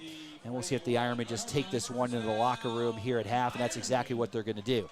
That's going to be the last play of the first half. So normal community not taking any chances, don't want a turnover. They lead 21-0 here at halftime, but kind of a tale of 2 very different quarters. Absolute dominance by the Ironmen in that first quarter, and Bloomington really held their own in quarter number 2. Yeah, offensively, the Ironmen didn't have much going on that whole second quarter. The Bloomington defense looked amazing, though. So hopefully they can keep that pushing to the third quarter and get the offense rolling a little bit. And this is the first time this season we saw a scoreless quarter. Now we go to the halftime right now, 21-0. Normal Community has the lead. Hey, stay tuned to the Inkspot here at halftime. We're going to play some highlights from Normal Community, some different reports about some different sporting events that have happened here at the high school over the last week or so. Some really good things from some talented young people. So stay with us here at halftime as, again, the guy at the controls tonight is Mr. Bovenkirk, Brad Bovenkirk. He's the one that really makes everything happen. He's going to show us some Inkspot highlights here from the last week. 21-0. Normal Community has the lead over Bloomington. When we come back, we'll break down some stats of the first half, kind of talk about the first half just a little bit as well, as the Ironmen cruise to the first quarter, held scoreless in the second quarter, and they take us to the break. Normal Community 21, Bloomington 0. We've reached the halftime here at Normal Community High School. From the Inkspot, it's Spotlight.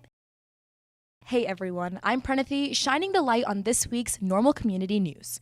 For more on these stories and other news around NCHS, head to nchsinkspot.com. The boys golf team won their 4th consecutive Big 12 Conference Championship Tuesday at Ironwood Golf Course. 2 Ironmen posted top 5 finishes, with senior Johnny Blackburn shooting 74 and placing 2nd. Sophomore Drew Stevens took 4th with a score of 77. Freshman Bailey Engel led the girls' golf team to a 2nd place in the annual Big 12 Conference Championship Tuesday. Engel shot 90, finishing 4th at Ironwood. Abby Bauman finished in 8th, shooting 96. The boys' soccer team improved to 10-3-1 on the season after shutting out Peoria Richwoods Tuesday in a 3-goal effort. Community currently is 2nd in the Big 12 Conference standings with a 6-1 record. With the second half of the season looming, head soccer coach Matt Chapman is impressed with how the Ironmen have performed at the season's halfway point. We've shut out our opponents half of our games, Chapman said, noting that the team's 2 senior goalkeepers, Parker Michaels and Ian Hendricksmeyer, have been terrific. 6 Ironmen boast 3 or more goals on the season, something Chapman said was unusual. Most teams, the coach said, have about 1 or 2 people who have a bunch of goals. The Iron hosts Edwardsville tomorrow at 12:30. The Iron volleyball team improved to 7-6 on the season, winning this week's matches against Daniel and Peoria High 2-0. Community opens the intercity tournament Saturday at Normal West, facing Central Catholic and the 15-2 U High Pioneers. The tournament concludes Monday when the Iron take on a 16-1 West team that is undefeated in conference action. It is very rare to go 4-0 in intercity, said Ironman head coach Ms. Christine Konopasek. So more than anything, I want to make sure we are competitive, knowing that we can play with and beat anybody. At Maxwell Park's intercity cross-country meet Tuesday, the boys placed 2nd as a team with the girls taking 3rd. Junior Joey Yaros placed 1st overall for the boys in the boys meet with a time of 15:58.43. Jack Thomas took 7th with AJ Ince placing 10th. The girls' team had 2 runners finish in the top 10, as senior Allie Ince took 3rd place and sophomore Lily Kavanaugh finished 9th place. The U High Pioneers swept the team titles. 28 community students earned academic honors from the College Board National Recognition Program.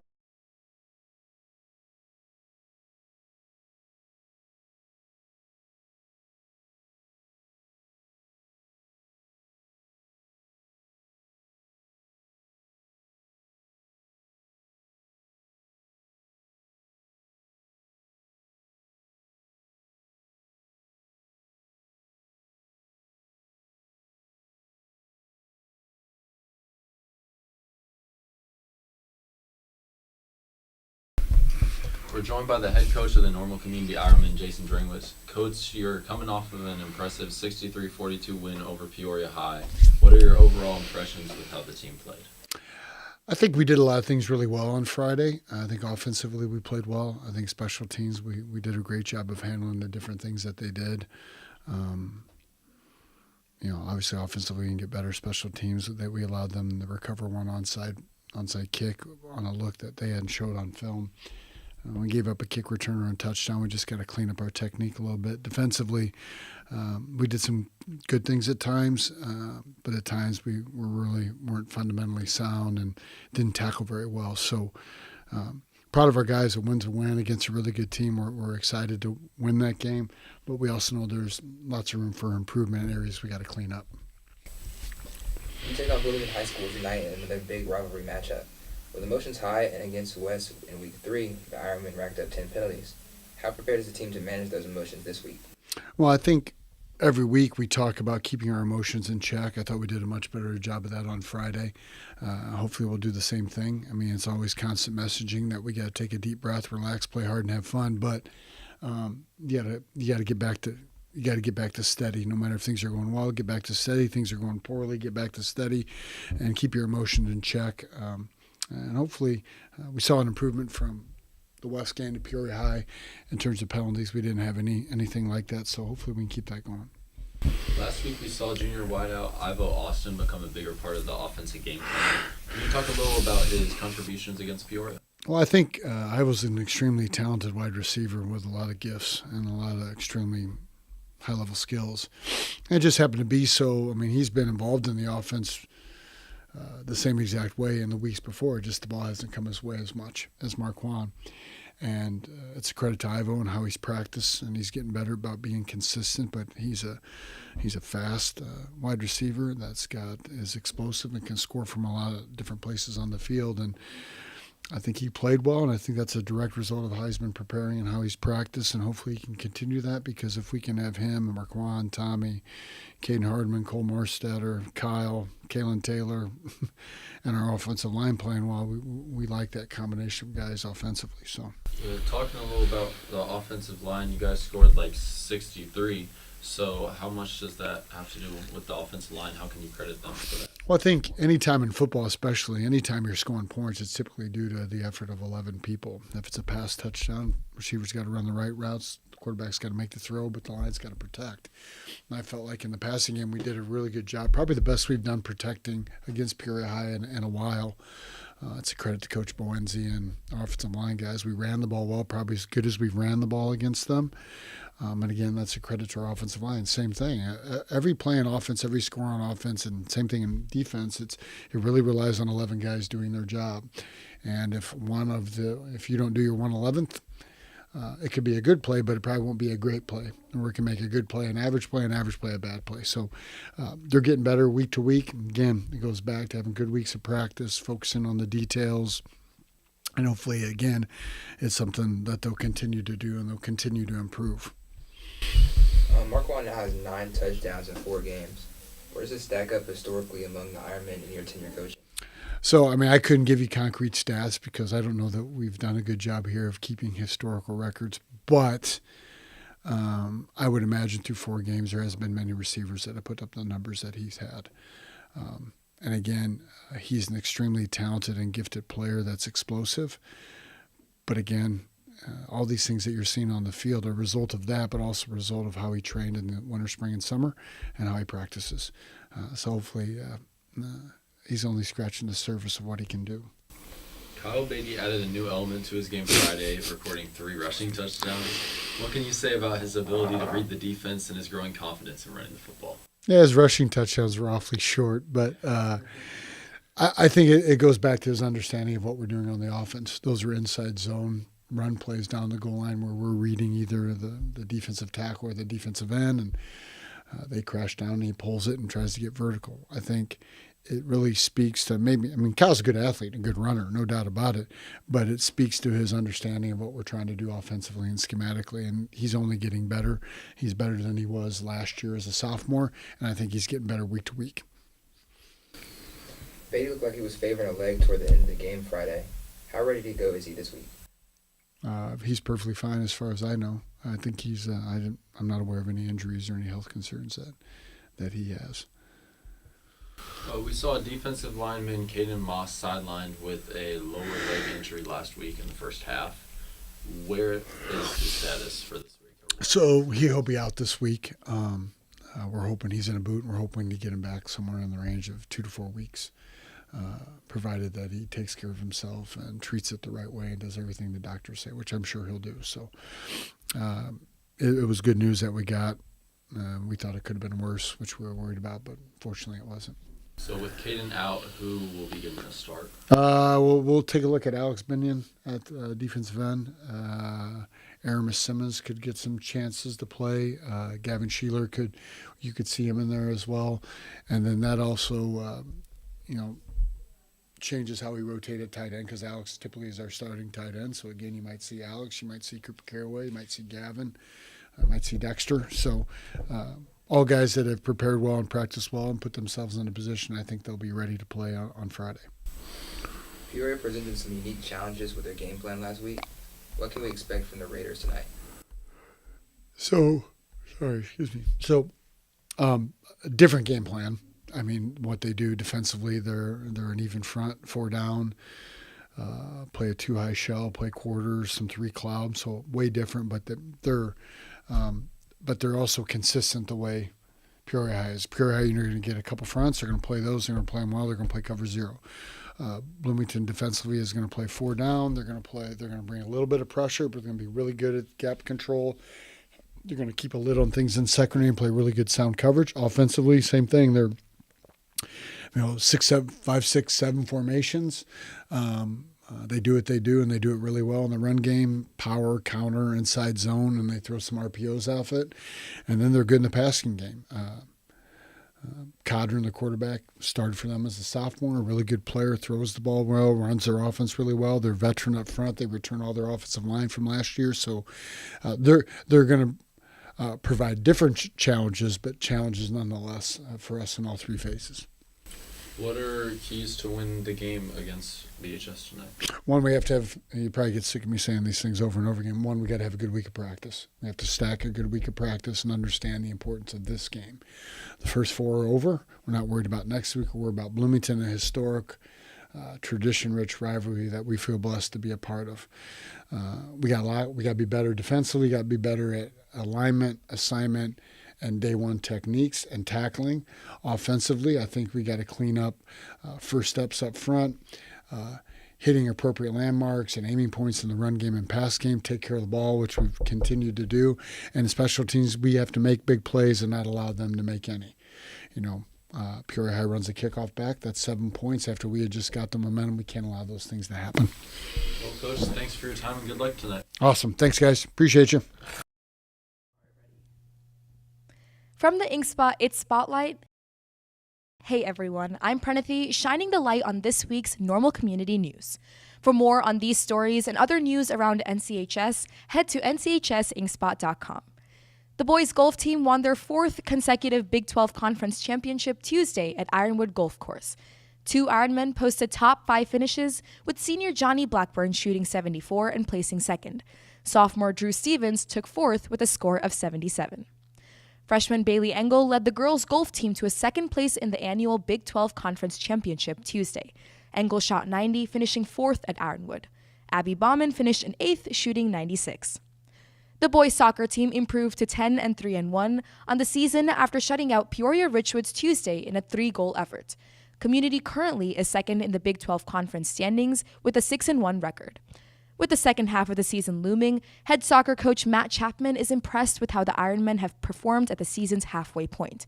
We've shut out our opponents half of our games, Chapman said, noting that the team's 2 senior goalkeepers, Parker Michaels and Ian Hendricksmeyer, have been terrific. 6 Ironmen boast 3 or more goals on the season, something Chapman said was unusual. Most teams, the coach said, have about 1 or 2 people who have a bunch of goals. The Iron hosts Edwardsville tomorrow at 12:30. The Iron volleyball team improved to 7-6 on the season, winning this week's matches against Daniel and Peoria High 2-0. Community opens the intercity tournament Saturday at Normal West, facing Central Catholic and the 15-2 U High Pioneers. The tournament concludes Monday when the Iron take on a 16-1 West team that is undefeated in conference action. It is very rare to go 4-0 in intercity, said Ironman head coach Ms. Christine Konopasek. So more than anything, I want to make sure we are competitive, knowing that we can play with and beat anybody. At Maxwell Park's intercity cross-country meet Tuesday, the boys placed 2nd as a team with the girls taking 3rd. Junior Joey Yaros placed 1st overall for the boys in the boys meet with a time of 15:58.43. Jack Thomas took 7th with AJ Ince placing 10th.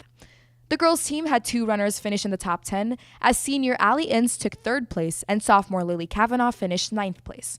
The U High Pioneers swept the team titles. 28 community students earned academic honors from the College Board National Recognition Programs for their strong academic performance during the 2022-2023 school year. The current juniors and seniors received the organization's National Rural and Small Town Award, an honor bestowed on students living in a rural area who boasted a 3.5 minimum GPA while also scoring among the top 10% of PSAT test takers or earning a score of 3 or higher on 2 AP exams. The honor, Principal Dr. Adam Brozick said, places the students on a very high playing field, making them standout candidates for colleges of their first choice.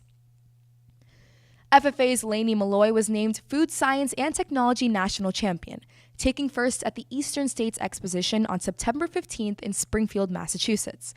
Malloy, along with teammates Emily Bianchi, Lily Garcia, and Jay Beto, took third in the Food Science and Technology team competition, developing a new food product in an hour. Beto also received individual honors as well, placing ninth. The Normal Marching Band took second in their first 2 competitions, debuting the 2023 season show, The Game.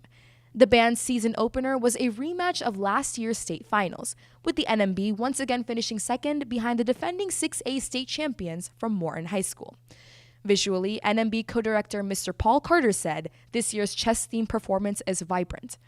"It's not the basic black and white boring color scheme," Carter said. "We've thrown a lot of really bright, fun colors in there." After finishing as runners-up in Northern Illinois University's Red and Black Fall Classic on September 16th, the band has their sights on October's competition. Carter said the group is looking towards a finals run at the Super Regional Championship this year after falling short in St. Louis the past few years. Student Council and American Red Cross Club partnered to raise money for Hawaii's wildfire relief, selling leis and sunglasses during lunch hours this week. Last month's wildfires, according to the New York Times, caused an estimated $5.5 billion in damage and left thousands homeless. Donations to the American Red Cross help support the organization's work to provide meals, temporary housing, and mental health service to those impacted by the fires. As of Thursday, the clubs raised $246 to support the Red Cross's efforts, according to Student Council sponsor Mrs. Jennifer Cole. The sunglasses and leis give everyone the opportunity to participate and show off their spirit at Friday night's Hawaiian-themed homecoming game, Cole said. "Homecoming is a time where everybody at school should be able to feel part of our normal community," Cole said, "and have Ironman pride." The Irons Got Talent competition raised $300 for the junior class board on Wednesday, September 20th, funds that will help lower this year's prom ticket prices. This year, 6 acts took the stage: a dance group, 3 soloists, and 2 bands. The Iron Synergy dance team won the event, taking home a trophy and a gift card. The show also featured a performance by Staff Infection, Community's teacher ensemble performing TLC's No Scrubs. The juniors won the annual Powder Puff Tournament Monday as a team led by Raina Powers and Camry Fisher, outscoring their senior opponents 2-1 in this contest's final round. The juniors' winning roster, rounded out by Anushi Kirbaumene, McKenna Bauman, Nikita Phillip, Shristi Ganta, Haley Bauman, and Snigdha Talusu, went 4-0 on their way to the championship. Mrs. Jane Runyon, the event's MC for the last decade, described the game as a great experience, a good way to kick off homecoming. The freshman class looks to win the inaugural Homecoming Hallway Decorating Contest. Sponsored by the freshman class board, students voted for the best decorated hallway at the cost of $1 a vote. Proceeds from the contest go to the winning grades class board. These funds support each class throughout students' times in high school, helping put on events like homecoming, prom, and fund each year's senior class gift. The College and Career Center will host McHenry University and University of Dayton, Tuesday, and Illinois College on Thursday next week. Each week, the CCC coordinates visits from college representatives to aid community students in their college search, presenting on topics like application process, academic and major offerings, and campus life. Seniors can sign up to attend the visits via school links. For more on these stories and other news around community, check out nchsinkspot.com.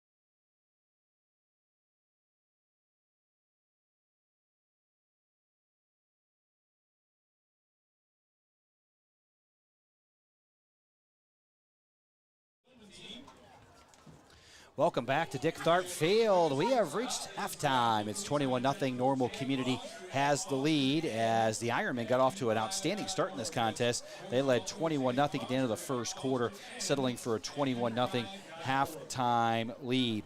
BJ Dumas, Zach Knox-Doyle, Joel Swanson bringing the action here from Normal Community High School tonight. Want to, first of all, start off here by our senior spotlight. We spotlight seniors from the Normal Community football team every single week, and our senior spotlight lands this week on Lawrence Johnson, the 5'11 senior wide receiver defensive back for the Ironmen, number 26. Also linebacker Cooper Caraway, a 6'3 senior, and then a player, boy, we have heard a lot from tonight, Dexter Kneecap, a 6'4 senior tight end defensive lineman, and boy, Dexter has been outstanding so far here this evening.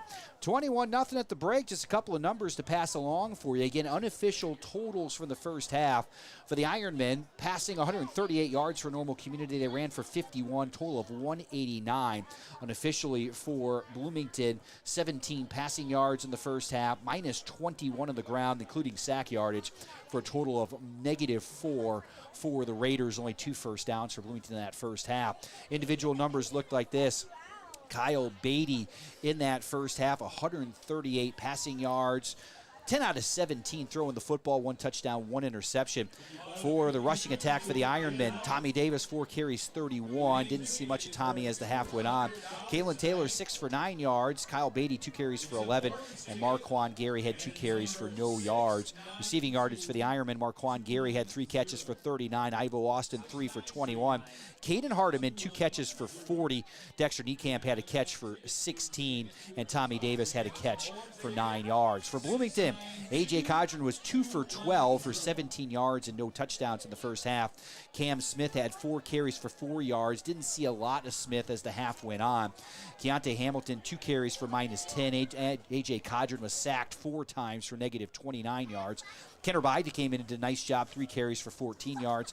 And the lone catch, the lone positive yard catch was by Keontae Hamilton. That was a 20-yard catch in the second quarter. So again, the Raiders in negative total yards in half number 1. That's where we land 21-0. And BJ and Zach, real quickly, just kind of give me a rundown. What did you guys think of the first half? Well, first off, we got an injury report. Tommy Davis was sidelined. He didn't warm up with this team to start the second half.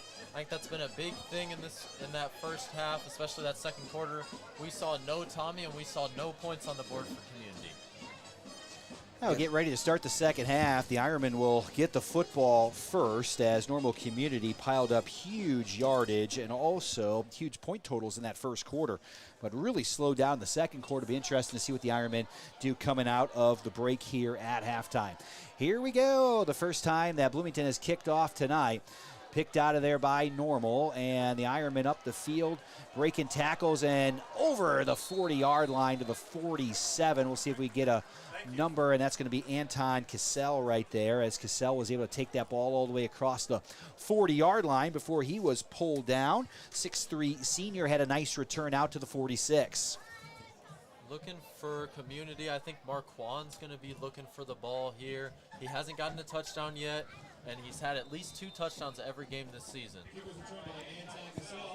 11:53 to go here in the third quarter. Normal Community gets the football for the first time in the second half. As we mentioned, a spectacular first quarter for the Ironmen and a very slow second quarter for Normal Community. We'll see if they can pick up the offense right here.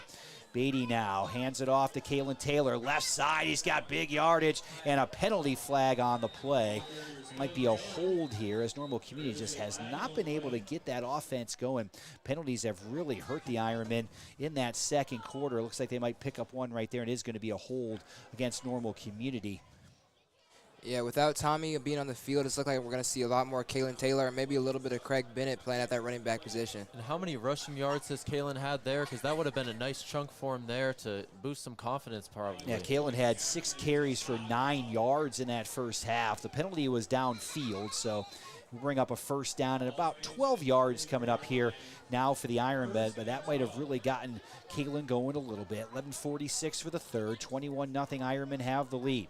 Beatty now. It's going to be a called draw for Kyle up the middle, and he is going to be brought down at right around the original line of scrimmage. So a couple yards there for Kyle on first down. Kyle's got 3 carries for 13 on the night. 2nd and 10 coming up. That was Cam Smith with the tackle. We're going to see if Bloomington can keep that defensive pressure that they had in the second quarter going into the third. Yeah, it's a really good point, BJ. They did a nice job in that second quarter, and we'll see if they can keep that momentum going now here in the second half. Here's Taylor off the right side. Nowhere to go that time. Got almost to midfield. We'll call it a couple of yards there for Taylor on second down. Yeah, it's looking like, I mean, Bloomington's line is just doing incredible. They've stopped the Iron from scoring all of the second quarter. Yeah, you got to give Bloomington a ton of credit. As I mentioned in that second quarter, easily could have folded tonight. Certainly have not done so. 10:50 to go here in the third. And the offense for Normal Community has really struggled here the last quarter and change now. Beatty now back to pass. Looking over the middle, he's got his man at the 46-47. Will be short of the first down.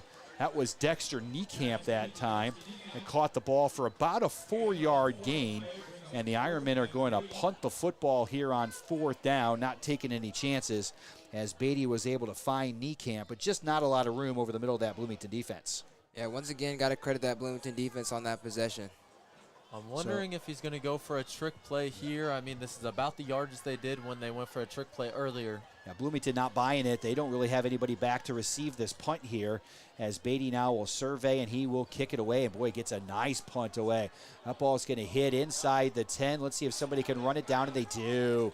At the 1-yard line, you can't do much better than what Kyle Beatty did right there.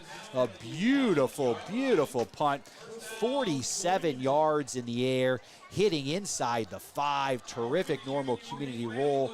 And maybe the Ironmen, their best chance to be able to score might be creating some great field position here for their offense. Last time we was out, we saw for the Bloomington offense, they were able to pick up a first down on a passing play from Codron to Keontae Hamilton. He was able to catch one for 20 for a first down. Kenner Bai did a nice job. Had a nice gain in there as well for the Raiders. They did take a couple sacks on that last possession that really pushed them back, as they had gotten into Normal Community territory for the first time. Here's a play up the middle now. Looked like Smith that time in the Wildcat formation. He'll get back to the line of scrimmage and not much more. Yeah, that was a great punt by Kyle, putting them at, I don't even know what yard line, but it's a real good position for the Ironmen right now. If they can get a defensive stop, it looks like that could be an easy touchdown once again. And it's bringing flashbacks back to the West game. It was 21-0 Community, had West pinned at about the 1 or 2 yard line, and they got him down for a safety. Caden Moss did. I think the Iron might be missing him a little bit, but, well, actually, Bloomington's got 0, and they haven't gotten much yards, so yeah, probably not. It certainly has been difficult for Bloomington so far. We're trying to pick up the numbers for the Raiders. I do believe that is Smith that is back there taking the snaps right now, and we'll have a false start here against the Raiders, and that's going to back them up half the distance. It's got to be killer. Wasn't the ball already on the 1? Yeah, it's on the 3 right now, okay. So it's going to be about the 1.5 yards is where they're going to put it. So that's going to put them a little bit behind the chains here on second down. Yeah, Ironman definitely going to be looking to get a safety. We'll see if they can get that done. Again, we're trying to pinpoint exactly who that ball carrier is for Bloomington in that backfield, and I do believe that is Smith back there taking that Wildcat. Yeah, I'm wondering, Dexter's probably hungry for a sack here, maybe Cooper Caraway. That was a high snap that time. Smith did a nice job to bring it down, because the Ironmen were really coming on that play, able to pick up 3 yards on the carry. That's actually his best carry since the first carry of the game, where he picked up positive 4. Since then, no yards, 1 yard, no yards, 1 yard, and that time a 3-yard pickup for Smith. So able to kind of get things out from their old goal line. We'll see what they decide to do here now on 3rd and 7. Yeah, definitely the best run play we've seen from Cam this game. They stay in the Wildcat formation here, and we'll see if he can actually throw the ball a little bit. Might go with the jet sweep as well. And they do. The jet sweep to the outside. That one's going to be wrapped up short of the first down. Pick up about 2, as that one was the Keontae Hamilton. And Hamilton with his 3rd carry and first positive yards of the game.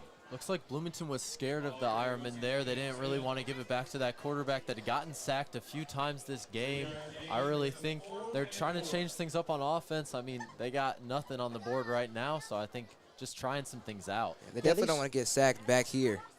Yeah, they certainly were conservative on that particular exchange, and the Ironmen kind of getting what they want, which is that change in field position here. And away the kick goes for Bloomington. It's going to hit right around the 30 and roll to the 40, right around the 35, roll to the 40, and that's where the Ironmen will have it. Great field position for Normal Community as Bloomington able to pick up a few yards, and that actually gets the Raiders out of negative yardage total for the evening there, as they're able to get about 4 positive yards to get them right around a total yards of even at 0 here for the ball game so far. 7:36 to go, third quarter. It's 21-0 in favor of Normal Community. Ironman football brought to you by Paul Davis. Paul Davis provides professional residential commercial emergency restoration services for disasters of all sizes. Paul Davis professionals are available 24/7 to clean up and repair damage to residential commercial property. Give them a call at 309-829-1199 today.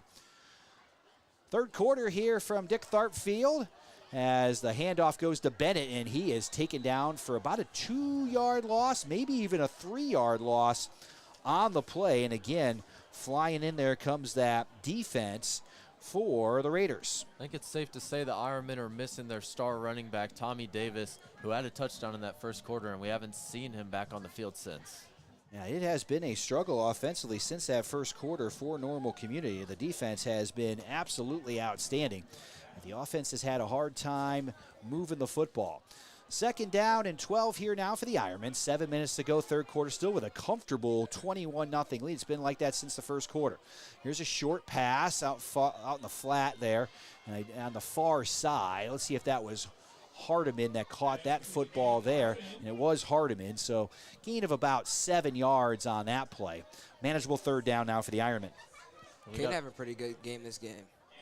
We got to zoom in on Tommy here. He is out of his uniform. He's not in the orange pants.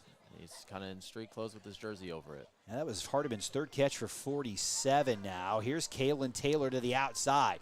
He's got to the 40, and we'll have a penalty flag and a face mask coming up against the Raiders. So push that one ahead 15 yards, and it's going to be a 15-yard penalty against the Raiders here. So that's going to push the football all the way inside the 30-yard line as they talk things over with each other. A lot of penalties so far, maybe even a horse collar. We'll see what the official call is. 6:20 to go here in the third, and this is going to hurt the Raiders here as they had a chance to hold the Ironmen on third down. Yeah, it definitely hurts the Raiders, but it was a clear penalty. Whether that's the horse collar or face mask, it was obvious. It was hard to catch who it was. I think it might have been Cam Smith, but you could see him just on the ground shaking his head.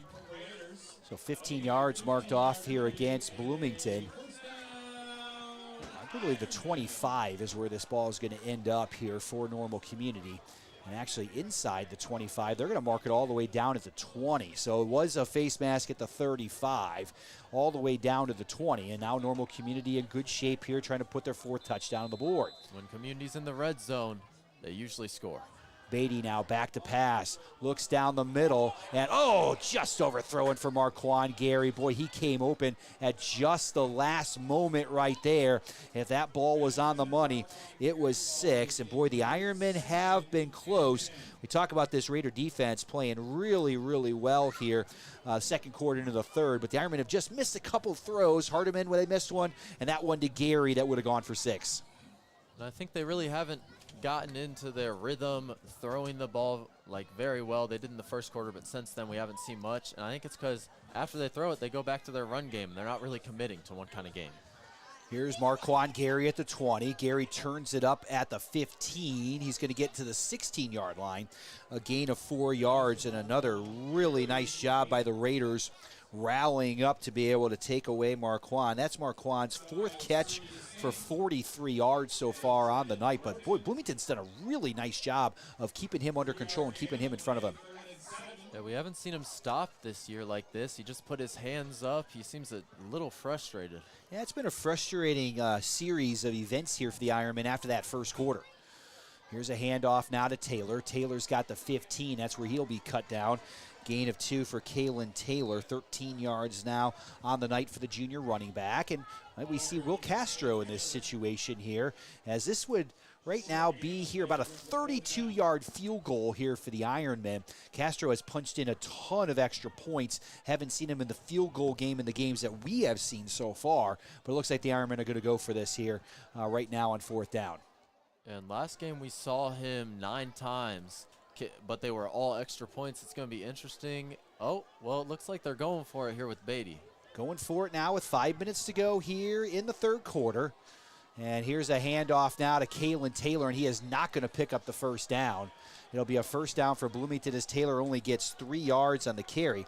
So the Raiders get another stop, and Coach Scott Godfrey's got to be feeling really good about his defense here. His Normal Community has put up a ton of points on everybody so far this year, but we have not seen anybody slow down the Ironmen like the Raiders have done here in the 2nd quarter into the 3rd.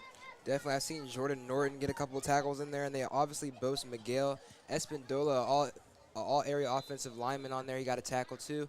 But you got to wonder why they didn't go for the field goal there. They went for the 4th and 5 run, so I wonder what that was about. Yeah, Taylor couldn't quite find the outside there for the Ironmen. 4:53 to go in the 3rd. Normal Community leads 21-0. A little bit of movement up front again before that one was able to get started as Bai is back in there now at that tailback position. It'll be a 5-yard mark-off here against Bloomington. The Raiders spent most of the first half in negative total yards, able to get even here now in the 3rd quarter in total yardage for the game. Just kind of gives you an idea, though, how dominant the Normal Community defense has been. The Raiders picked up 2 first downs in the first half, one by a pass interference penalty, another by a 20-yard pass from Cadron to Hamilton. Here's a handoff inside. Squirting through there is Bai that time, and he'll pick up about 6 yards on the carry there, and a nice job that time getting a little bit of hole off the left side. Yeah, good run from Kennard Bai there. I feel like every single time we get the ball to Kennard Bai, he has a pretty solid run. Yeah, he's a great two-way player. That was actually Rob Lanier that got his first carry of the night as a new running back in there for the Raiders, picking up a positive 6 yards. Looks like Bloomington 2nd down and 9 now. And it's Lanier again. He'll try to spin away that time, and it looked like he almost lost the football. Got about a gain of about a yard on the play. So Lanier's a 5'10 junior, 180 pounds, doing a nice job there, picking up some positive yardage. He'll bring up a 3rd and 8 now for the Raiders. Yeah, Bloomington trying a couple of different things at the running back position. They've tried 3 different running backs now, so I guess that depth is there just like Community's depth is there. It's 3rd down, I do believe. The down marker on the far side still has 2, but maybe it is 2nd down. Nope, now it's 3rd down. There we go. Back and forth we go. We got it set. 3rd down and 8 now here for Bloomington. 3:40 to go in the 3rd quarter. Hodger now looking for a completion that gives him a first down. Lanier up the middle, trying to find that first down marker, and he's close, and I do believe they're going to give it to him. A 7-yard gain there by Lanier. Wow, this is interesting because Lanier's only had 53 rushing yards on the season, and I think he's been the best runner that they've had this game. Yeah, he's got 15 already here in the contest on 3 carries, so maybe they have found something here late in the 3rd quarter. Still down 21-0, but boy, we were looking like we were heading for a running clock after the 1st quarter. Normal Community exploded out to a 21-0 lead, but Bloomington's defense has been terrific ever since. Here's a handoff to Lanier, and that takes care of that as he is swallowed that time. Back at the 19, a loss of 5 as Normal Community that time. That defensive line got off those tackles, and there was nowhere to go. Yeah, everybody was there. Talking a little on Community's 21, if we do a little scoring breakdown, they scored 54, 57, 43, and 63 this season. So it's a low-scoring game for them, and in their 43-point game, that was all in the first half. Yeah, it was 43-0 at halftime. Normal Community led Normal West. And it looked like we were heading in exactly the same direction here tonight, but Bloomington has righted the ship, and they have hung around here at Dick Tharp Field. Has a bad snap that time, and Cadron does a great job to get on it. Boy, that could have been a loose ball, and Normal Community could have been going the other direction. A loss of 9 that time on the fumble, and Cadron takes the big loss. You know, bad snaps has been a common theme at Dick Tharp Field. I've been noticing Peoria had a lot of bad snaps, and now we're coming here. There's been a couple bad snaps for the Purple Raiders. And Community looked hungry there. Jace Wilson looked like he was ready to pounce on that ball. A loss again for the Raiders right there. 3rd and 22 now. Clock down to 1:50 to go here in the third period. Cadron now rolling out. Going to look to the backside. They tried to set up a screen. It looked like it was really well set up. And Cadron's pass there falls to the turf. Very fortunate that time for Normal Community. As, boy, there were a lot of Ironmen on the near side of the field. There were not a whole lot of black jerseys on the far side. If Lanier was able to catch that, he might still be running on that play. That was well set up that time by the Raiders. That's kind of been the story for the Raiders offense this game. It's been a lot of overthrows by Cadron. 141 for the third, 21-0. Normal Community has the lead, and here's our punt again by the Raiders. That one's going to go all the way inside the 35, and Gary will hang on to it right there, right around the 35-yard line. So Normal Community certainly can't complain about the field position here so far in the second half, as they have set up camp in Raider territory now for the second time. We'll see if the offense can finally get something going here, as back-to-back times they've been inside the 50. Yeah, the last offensive possession, Community got it into the red zone, and they couldn't score. Now, they certainly did. Got it all the way down to the 20. They missed Marquand Gary, who was open near the end zone on a pass that Beatty just overthrew just by a hair. 1:34 to go here, third quarter, 21-0 the Ironmen lead. Beatty now will take the snap. Hand it off to Kalen Taylor, trying to find a hole. That's actually, I do believe, Craig Bennett that time, who just came into the game. Bennett turning the corner is going to pick up some positive yardage. 5 yards for Bennett there on first down. And although that was just a 5-yard carry, I think that's pretty big for the Ironmen. A lot of times this season when their running game's been going well, they can open up the passing game. A lot of times they started out with a lot of rushing. They open it up to the passing. 2nd and 5 here. We get close to a minute to go in the third quarter. 21-0 the Ironmen lead. Here now is Marquand Gary on the sweep. Gary's got the 30, and inside the 30-yard line, he's at the 25, close to a first down, a gain of 4 that time for Marquand Gary. Yeah, good blocking down the field from, I think that was Craig Bennett, allowing Marquand to get those 4 yards. Yeah, I was just about to say the same thing. Looks like that junior connection there. 3rd and 1 now for the Ironmen. They look for their first score since the first quarter of the contest. Handoff now to Kalen Taylor. Taylor slipped that time inside the 20. Down to, Craig Bennett got it again, and Bennett has a first down. It looked like he slipped just a little bit, trying to make the cutback that time. Gain of 4 that time for Bennett. Yeah, once again we see the wet field come into play. We've seen that come into play a couple times for the Ironmen. Yeah, it looked like he could have cut it back against the grain and had some open field in front of him. 14 seconds now for the third. Beatty back to pass, finds a receiver inside the 5, and a touchdown! That's Caden Hardiman who hauled that one in. He caught it at around the 3, able to drag a couple tacklers across the goal line, and the Ironmen are on the board again. Touchdown, Normal Community, and the Ironmen have opened things up even more now, 27-0 as Beatty to Hardiman, touchdown Ironmen. And that is Caden Hardiman's first touchdown of the season. He had about 90 receiving yards against West, but that is his first touchdown. What a play. Yeah, 61 yards receiving tonight now on 4 catches for Caden Hardiman. And with 7 seconds now to go here in the third quarter, Beatty will try to tack on the, Will Castro will try to tack on the extra point, and we're going to have offsides now against the Raiders. The depth that this team has, especially receiving the ball. Last week we saw Ivo get 2 touchdowns, Marquand get 2 touchdowns, and now this week I think Caden Hardiman's leading in receiving yards. Yeah, Caden's got 61 receiving yards, Marquand with 43. Ivo's got 3 catches for 21. Dexter 2 catches for 20 so far tonight, as Castro now will try to tack on another extra point, and it is up and it is good. 7 seconds to go here in the third quarter, and I think the impressive thing about that particular catch right there is Hardiman had to go up, catch it at the highest point, bring it down, and still be able to find the end zone. Really nice play that time by Caden Hardiman. Yeah, that's that athleticism Coach Dranguis has talked about with Caden Hardiman. But not only Caden Hardiman, Marquand and the rest of the receivers are very, very athletic, so they're capable of making those big plays. Kyle Beatty now up to 166 passing yards on the night. couple of touchdowns as well for Kyle, but Normal Community finds the end zone for the first time here in the second half. And really, you got to tip your cap to the defense as well. The field position for the Ironmen has been outstanding here in the second half. Yeah, it really has.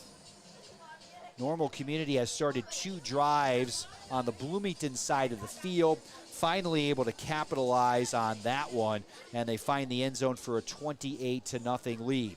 Well, last week it was the offense. 63 points on the board for the Ironmen in that contest. This week it's been the defense that has absolutely taken over the game as they have held Bloomington in check throughout the night. Will Castro will kick it away. It's a kick that's going to go all the way inside the 10.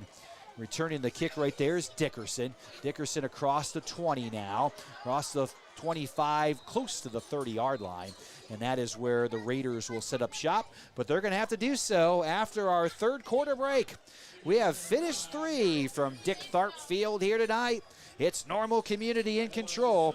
They lead Bloomington by a score of 28-0. Here for Normal Community football in 2023. ISU Credit Union, where everyone is proud to say it's my credit union. Visit their website at itsmycu.org. Country Financial Agent Matt Potts. When you're working to reach your financial goals, it helps to have some trusted guidance along the way. Let Matt help you identify your goals and work through any changes that life may bring. Give Matt Potts a call at 309-445-6390. Go Iron. Heartland Bank and Trust Company is a community bank with total assets of $5 billion. Headquartered in Bloomington, Illinois, the bank has offices throughout Illinois and in eastern Iowa. The bank offers a complete line of financial services to commercial and retail customers and municipal entities. More information is available on the bank's website at www.hbtbank.com. Heller Ford in El Paso and Heller Ford Motors in Pontiac. Enjoy the award-winning Heller experience at Heller Ford in El Paso or Heller Ford Motors in Pontiac for your next vehicle, or shop them online at hellerstores.com. That's hellerstores.com. We are worth the drive. Thank you for all of our sponsors here in 2023, bringing you football here on the Inkspot YouTube channel. The Inkspot also covers all Normal Community sporting events. Can get on the Inkspot website, see coverage of multiple sporting events here in the fall. Soccer, golf, cross country, all sorts of things going on at Normal Community High School, including football here on the YouTube channel here in 2023. We'll be back in a couple of weeks for the Peoria Notre Dame game, and then hope to bring us some playoff football come late October as the Ironmen looking to get to 5-0 if they can hold on to a 28-0 lead here as we start the fourth quarter. Another team looking for getting into the playoffs is Bloomington. Bloomington hasn't been in the playoffs since 2018. They're 3-1 at the moment, possibly after this game 3-2. Yeah, we'll see what the schedule looks like for the Raiders. We'll talk about that here a little bit in the fourth quarter. Here's a handoff up the middle for Bloomington. Either Lanier or Bai probably got that particular carry. We'll see if we can pick up that number, and it's going to be Lanier again. He got back to the line of scrimmage that time, but after he started off with 3 carries for 15, had a loss of 5, and that time just got back to the line of scrimmage. So 5 carries for 10 yards for Rob Lanier, 2 yards per carry. And Cam Smith started off with that Wildcat formation to start the second half, but we haven't seen much of Cam since then. Yeah, very interesting because Cam is their leading rushing yards. He with 378, and Rob only had 53 coming in this game. So it's interesting seeing a different running back. Now, they certainly have gone to a number of running backs here as Cadron back to packs, and Dexter Niecamp's got him again. Dexter Niecamp's 3rd sack of the night. That's going to lose 10 yards right there as A.J. Cadron goes down once again. The 6th time the Ironmen have gotten to Cadron on the night, and it'll bring up a 3rd down and 18 coming up here for Bloomington. Negative 46 yards in sack yardage so far tonight for the Raiders. 6 sacks, negative 46. That just goes to show how good the Ironman defense really is. Yeah, it's really been that defensive line that's really been dominant for them. A.J. Montoya on the outside on one side, Dexter Niekamp on the other. Doing a nice job up front so far this evening. Here's a handoff and absolutely nowhere to go. The defense for Normal Community all over the play. And was that Craig Bennett that got in there? I think it was, as another loss of 4 yards right there for the Raiders. Craig has definitely showed up this game. gotten a lot of touches on the offensive end as well as the defensive end. He's just having a nice overall game. 4th and 22 now. And boy, Marquand Gary, busiest part of his night has been returning punts. As boy, they have had to punt the football all night long. The Raiders just have not been able to get anything going, and the Ironmen are getting close to getting to one. That one's in now to normal community territory. It's going to hit and die, actually roll back and take an Ironman bounce. And it'll be downed right at the 46-yard line. It's in normal community territory, so a little bit worse field position for the Ironmen than they've had on their last 2 drive. We talked about the Raiders. Their finishing schedule, they'll be playing Champaign Centennial next week. The Chargers came into this week 4-0. They've got Peoria High in Week 7, Champaign Central in Week 8, and Decatur MacArthur in Week 9. So there's some tough games coming up for Bloomington, sitting at 3-1, probably looking at 3-2 after tonight. Be tough, a couple of tough opponents, but they got to get to 5 in order to be able to punch their ticket. They're going to have enough playoff points to get in if they're going to be at 5 wins. So the Raiders, though, need to pick up 2 more wins out of their next 4 to find themselves back in the playoffs. Yeah, and you mentioned their next game against Centennial. Centennial is 4-0 and currently leading the Big 12. But in their 4 games, they have not played anybody with a winning record. And unlike the Ironmen, who have played some outstanding opponents so far, Beatty now rolling out, looking downfield. He's got a man. He's got Marquand Gary. Gary's got it. Touchdown. Touchdown, normal community. That one will go for 54 yards.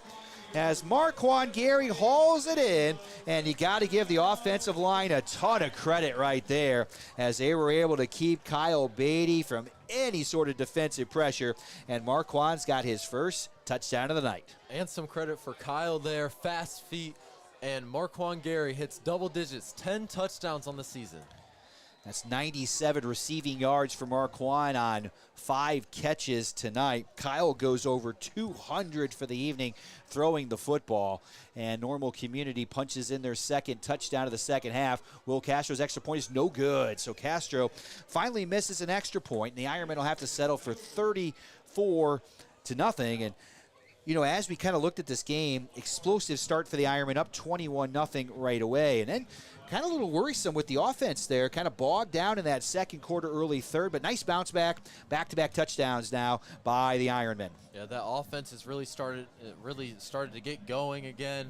The last 3 touchdowns have been passes, which makes 18 total touchdowns for Kyle Beatty on the season, which is also quite an impressive feat. Yeah, he certainly has been outstanding, running the football, passing the football. And, you know, we talk about the difference in roster size. Bloomington putting up a great fight in the second, early third quarter. But you got to think here as we move into the fourth, normal community starting to wear the Raiders down just with the overall depth of the roster that the Ironmen can put on the field. Definitely. We've got a lot of clean jerseys out there, so we got a lot of people we can sub in for the Ironmen. I think it has something to do with, when we talked to Coach Strangwitz, he said that Bloomington had about 5 to 7 two-way players, and I think that's huge. They might be starting to get a little tired. The Ironmen only have 72 rushing yards on the night. That's going to be a concern for normal community coming out.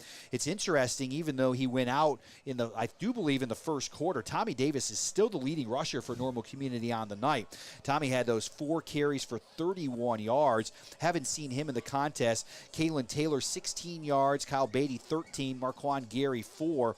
And Craig Bennett's come in the last few moments. He's got 3 carries for 8 yards. So the rushing attack has struggled for the Ironmen, but the passing game has been good. 220 yards passing tonight for normal community. Dickerson will return the kick again here for Bloomington. He's across the 30, and he'll be taken down to the 36. So one of the better kick returns for the Raiders on the night. And with the defense coming back out, I want to shout out Dexter Niekamp, who has 3 sacks today. And I just saw him on the sideline. He was jumping up and down. I think he was listening to that music that's playing. He's feeling pretty hyped. Maybe another sack here? Yeah, Dexter, just an unbelievable athlete, basketball player, baseball player, 3-sport athlete, and very difficult to do at a school the size of normal community to play 3 sports. Does an outstanding job in the classroom, just a great all-around player and young man as well, and he has had a night tonight. He has spent residence in that Bloomington backfield. Yes, he has. 1st and 10 for the Raiders, one of their better field positions tonight, and that is by up the middle, and he'll be tackled right at the line of scrimmage, maybe a yard on the play at that time. Bloomington's going to be in the negative for rushing yardage. mainly because of the 46 sack yards that the Ironmen have piled up. But Kenner by with a gain of 1 yard that time on first down. Yeah, those Ironman linemen are real big, real strong. They're all in personal development, lifting weights every day, so that just proves it right there. Now, Normal Community last week gave up over 300 yards rushing to Peoria. And it's going to be negative yardage, it looks like, tonight for Bloomington. Cadron dropped the snap. Here come the Ironmen on the pass rush, and he will be taken down right around the 30-yard line. And again, slick conditions out there for A.J. Cadron. Brought down with a loss of 8 on the play. It looks like AJ touched him, and it looked like Dexter Niekamp got him as well. Yeah, it looked like Dexter to me. Yeah, Dexter's just been back there just every snap here tonight. We talked about the Big 12 and defensive players, and there is not a better defensive player in the Big 12 than number 33 on the edge for the Ironmen. He has done it every single game, and he's going to get a lot of attention as the year goes on. We talked about Caden Moss coming from the other side, but boy, nice job by the defensive line picking up for the loss of Caden in this contest tonight. Hope to see him back as the season goes on. Handoff up. I believe that's Lanier that took the snap right there, or took the handoff right there, maybe a couple of yards. It's getting muddy. The numbers are getting a little harder to see out there right now. Yeah, coming into this game, we expected to see a lot from Tommy Davis, a lot from Cam Smith. We've been seeing a lot from Lanier.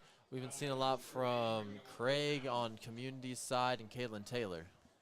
They've gotten the majority of the carries, so now Bloomington's got a 4th down and about 15 coming up here, and they're going to punt it away once again. Keegan Buckner is going to go back and get this one here, and he's kind of going back and forth, and whether or not they want him back or up near the line of scrimmage.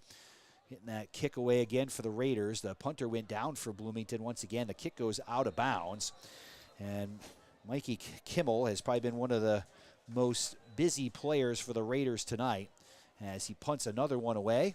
And we'll see where they're going to mark this football. The referee right now is standing at the 35. I do believe that's where they marked it, and I think that's where the Ironmen are going to have the football. One more touchdown would put the Ironmen into the running clock situation again. We've seen running clocks in every game for Normal Community, except for the Peoria game last week was the only time the Ironmen did not get to a running clock situation. Guys, you got to give Bloomington a ton of credit. We looked like we were heading for a running clock at halftime at the end of the first quarter, and the Raiders have done a really nice job hanging around in this contest. Yeah, the Raiders' defense is excellent. It's just really unfortunate that their offense can't get going to capitalize on their great defense. Yeah, they really have struggled on the offensive end, and they have tried just about everything against this defense for Normal Community. We got a new quarterback in for the Ironmen. That's Lucas Drengwitz. So Drengwitz takes over for Kyle Beatty. Is that also Matthew Owens? Not just a new quarterback, that was Matt Owens. So Matt Owens in for the Ironmen, getting the carry. And we're going to see a lot of new players probably the rest of the way as that carry goes for a loss of 1. Yeah, and I see Leo Caparelli back on the field. We haven't seen much from him this season. He was struggling with injuries, but he's back. Was expecting him to punt a little tonight, but we've seen a lot from Kyle Beatty. I think he wanted to see if he could make a play at it as well. Leo Caparelli's in at the wide receiver position, and so is Reed Hoover for Normal Community. We'll try to get all those guys and numbers and names here for you that are in the lineup. I do believe Owens got the carry again, and the pile moved forward right there for a gain of about 5. Yeah, there's about 6 minutes left in this game. If they get a touchdown here, it'll be a running clock. So getting close to the end here. Looks like Community should advance to 5-0. I'll get all the names and numbers for you here. Griffin Zufall is also in there, the 6'1 junior at wide receiver for Normal Community as the Ironmen with a wholesale changes here at the end, but good to see a lot of these guys getting some time. Gavin Sheeler is in at the tight end position, the 6'4 junior. And these are also some guys you're going to see on the field quite a bit next year as well. Drengwitz now rolling out, trying to get around the edge, and he does. Drengwitz has the 40, cuts it back at the 40, and he's in the clear at the 45 to the 40, and inside Bloomington territory at the 38-yard line as Lucas Drengwitz just about broke one right there. 23 yards on the scramble. Man. And he got the press box going here for just a second as I think they had dreams of a running clock right there as Lucas Drengwitz took off with the ball. Yeah, I definitely stood up at my seat for that one. I thought he was going all the way. Wow. Yeah, nice run that time. Lucas got all the way around the corner right there, able to pick up a first down. 23-yard gain. The clock is down to 5 minutes here to go in the fourth quarter. Normal Community leads 34-0 over their crosstown rivals, and Drengwitz dropped the ball that time, and he'll be taken down at the 40, a loss of 1 yard on the carry, so that drops his average per carry from 23 down to 11 and a half with that one particular player down to 11 right there, as actually lost a couple yards on the play. So we'll call it a second down and 12 here now for the Ironmen. So his average is down to 11 now. Down to 11, yep. Man. Lucas made a nice play a moment ago.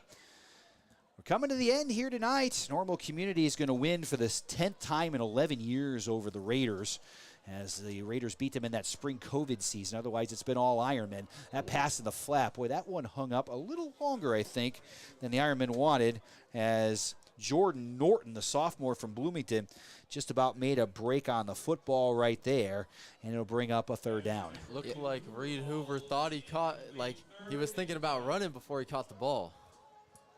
3rd and 12 coming up now here for Normal Community. The ball at the Bloomington 40.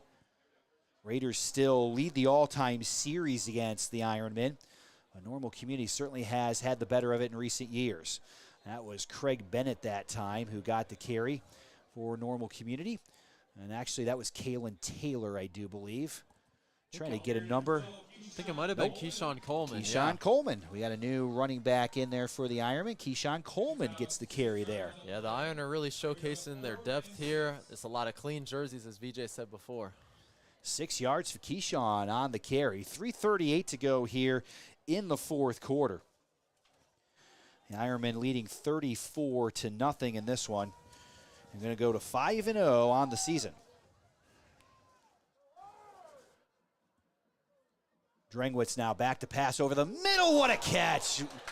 What a catch that time. That's Gavin Sheeler, I think, that hauled that one in. Was that Gavin right there that got that? It looks like it was. That was Gavin. Nice catch by Gavin Sheeler right there. And this shows high upside for the team next year. He's a junior. Haven't seen much from him since there's just so much depth on this team, but definitely a lot to look forward to next year as well. Yeah, Gavin is a talented young man, and he's going to be a good tight end out there. He has really good size at 6'4".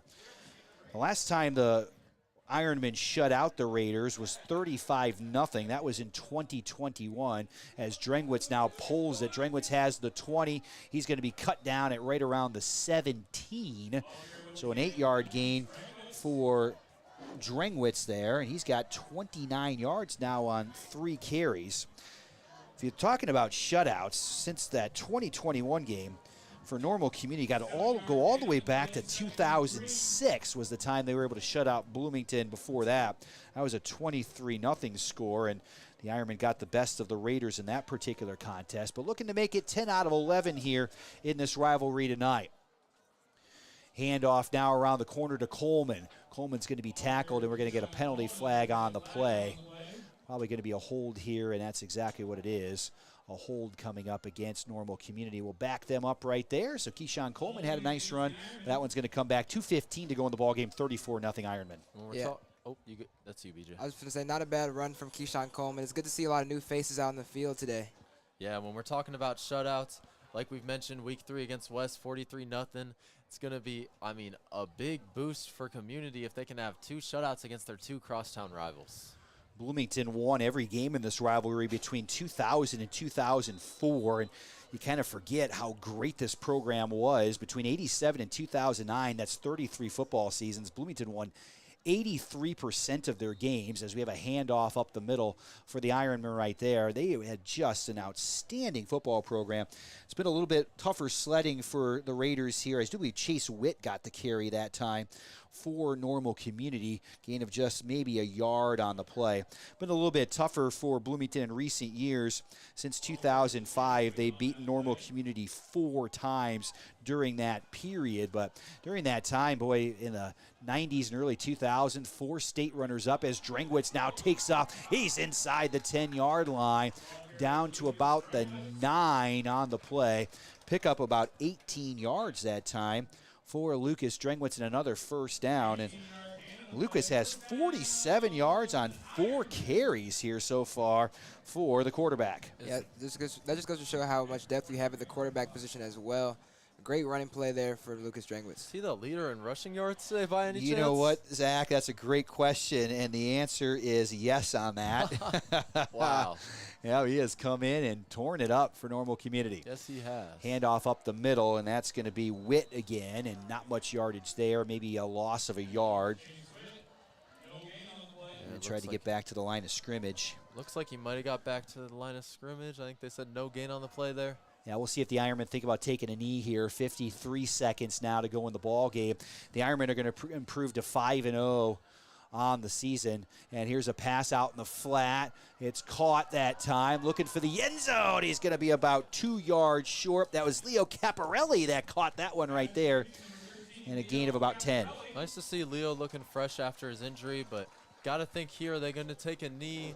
It's about under 30 seconds.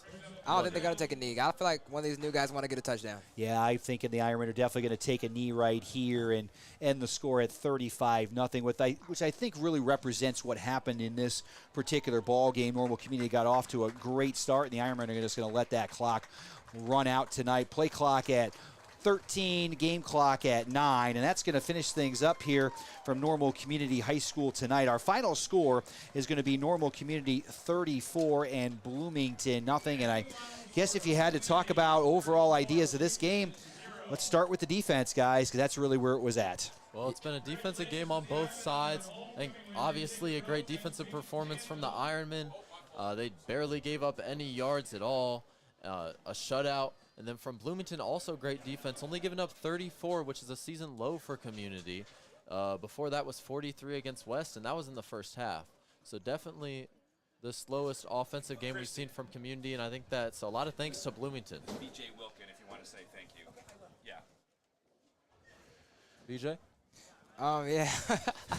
That just threw me off a little bit. But, yeah, great defensive game from Community for sure, obviously shutting out their opponent. But Bloomington also had a great defensive performance as well. From that whole second quarter, stopping Community completely in their tracks. Then the first half of the third quarter doing really well on defense too. Obviously, they got great defensive players out there, Miguel Espindola. And number 14, who was that? Number 14, Jordan Norton made some good plays out there too. So defensively, both teams are looking really good, with Ironmen especially. Yeah, and I think Bloomington, I think the playoffs are definitely still in reach. Wouldn't be surprised if we see them in the 6A playoffs. They do move to 3-2. They'll still be in the top part of the Big 12 conference, though. Let's just take a look at some unofficial numbers tonight here in this one.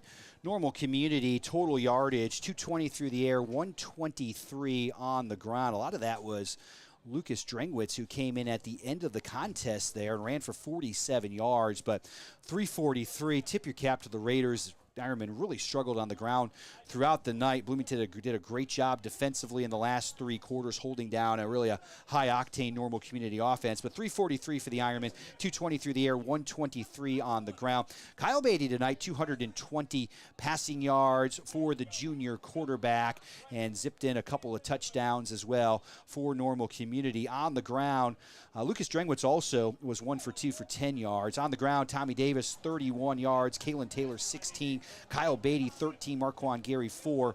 Craig Bennett had 8. Matt Owens had 4 yards. Keyshawn Coleman with 6 positive yards. Lucas Drangwitz was the leading rusher tonight, 4 carries for 47.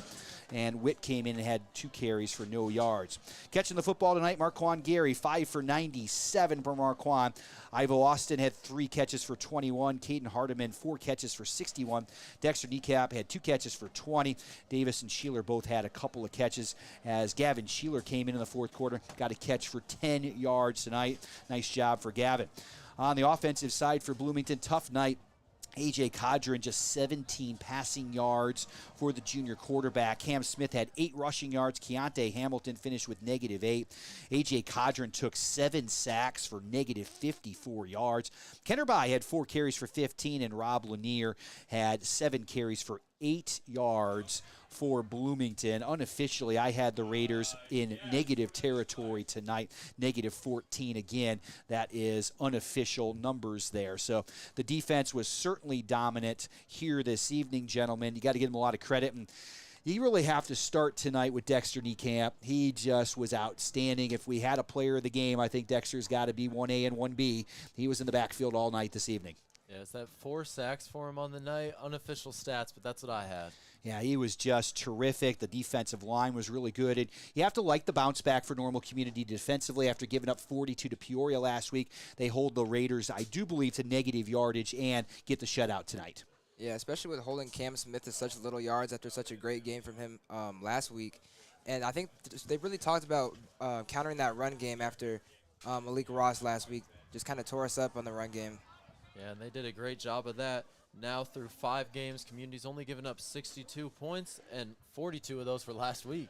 Zach, can you just give us a real quick rundown of where the Ironmen are going now here in the last 4 weeks of the season? Score-wise? Opponent-wise. Opponent-wise, okay. Well, next week, the Ironmen are, one second here. Hitting the road, I do believe. Head to Danville. Yep. Next week, so that'd be a tough game against the Vikings. And what do we got going on for the weeks 7 through 9?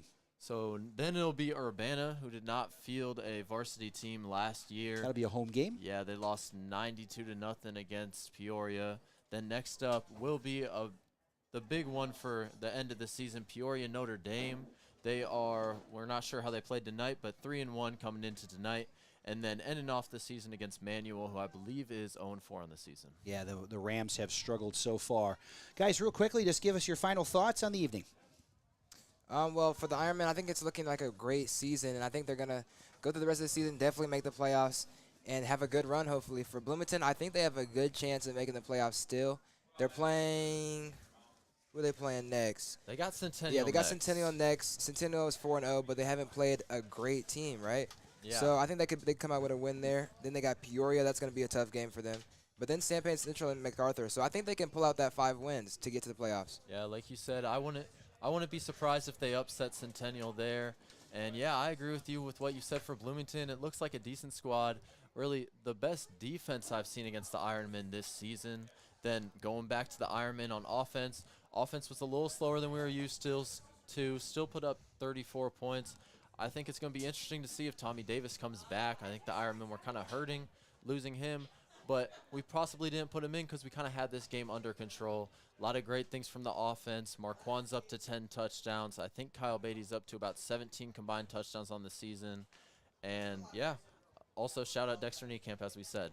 Yeah, Dexter was outstanding. So was the defense. All 11, even more on that side of the ball tonight. They got the job done. 34-0 the final. Let's just run through the scoring real quick. The Ironmen had 3 touchdowns in the first quarter. Kyle Beatty from a yard out. Tommy Davis from a yard out. With 5:14 to go in the first, it's 14-0 Normal Community. Ivo Austin gets a 5-yard touchdown pass. 1:49 in the first. 21-0 Ironmen. No scores for the Ironmen in the second quarter. Third quarter, 7 seconds left in the third. Caden Hardiman, a 14-yard touchdown pass from Kyle Beatty. It's 28-0. And Marquand Gary hauls in a 54-yarder at 9:35 in the fourth. That's the final scoring of the game. Extra point was no good there, but the Ironmen settle for a 34-0 win.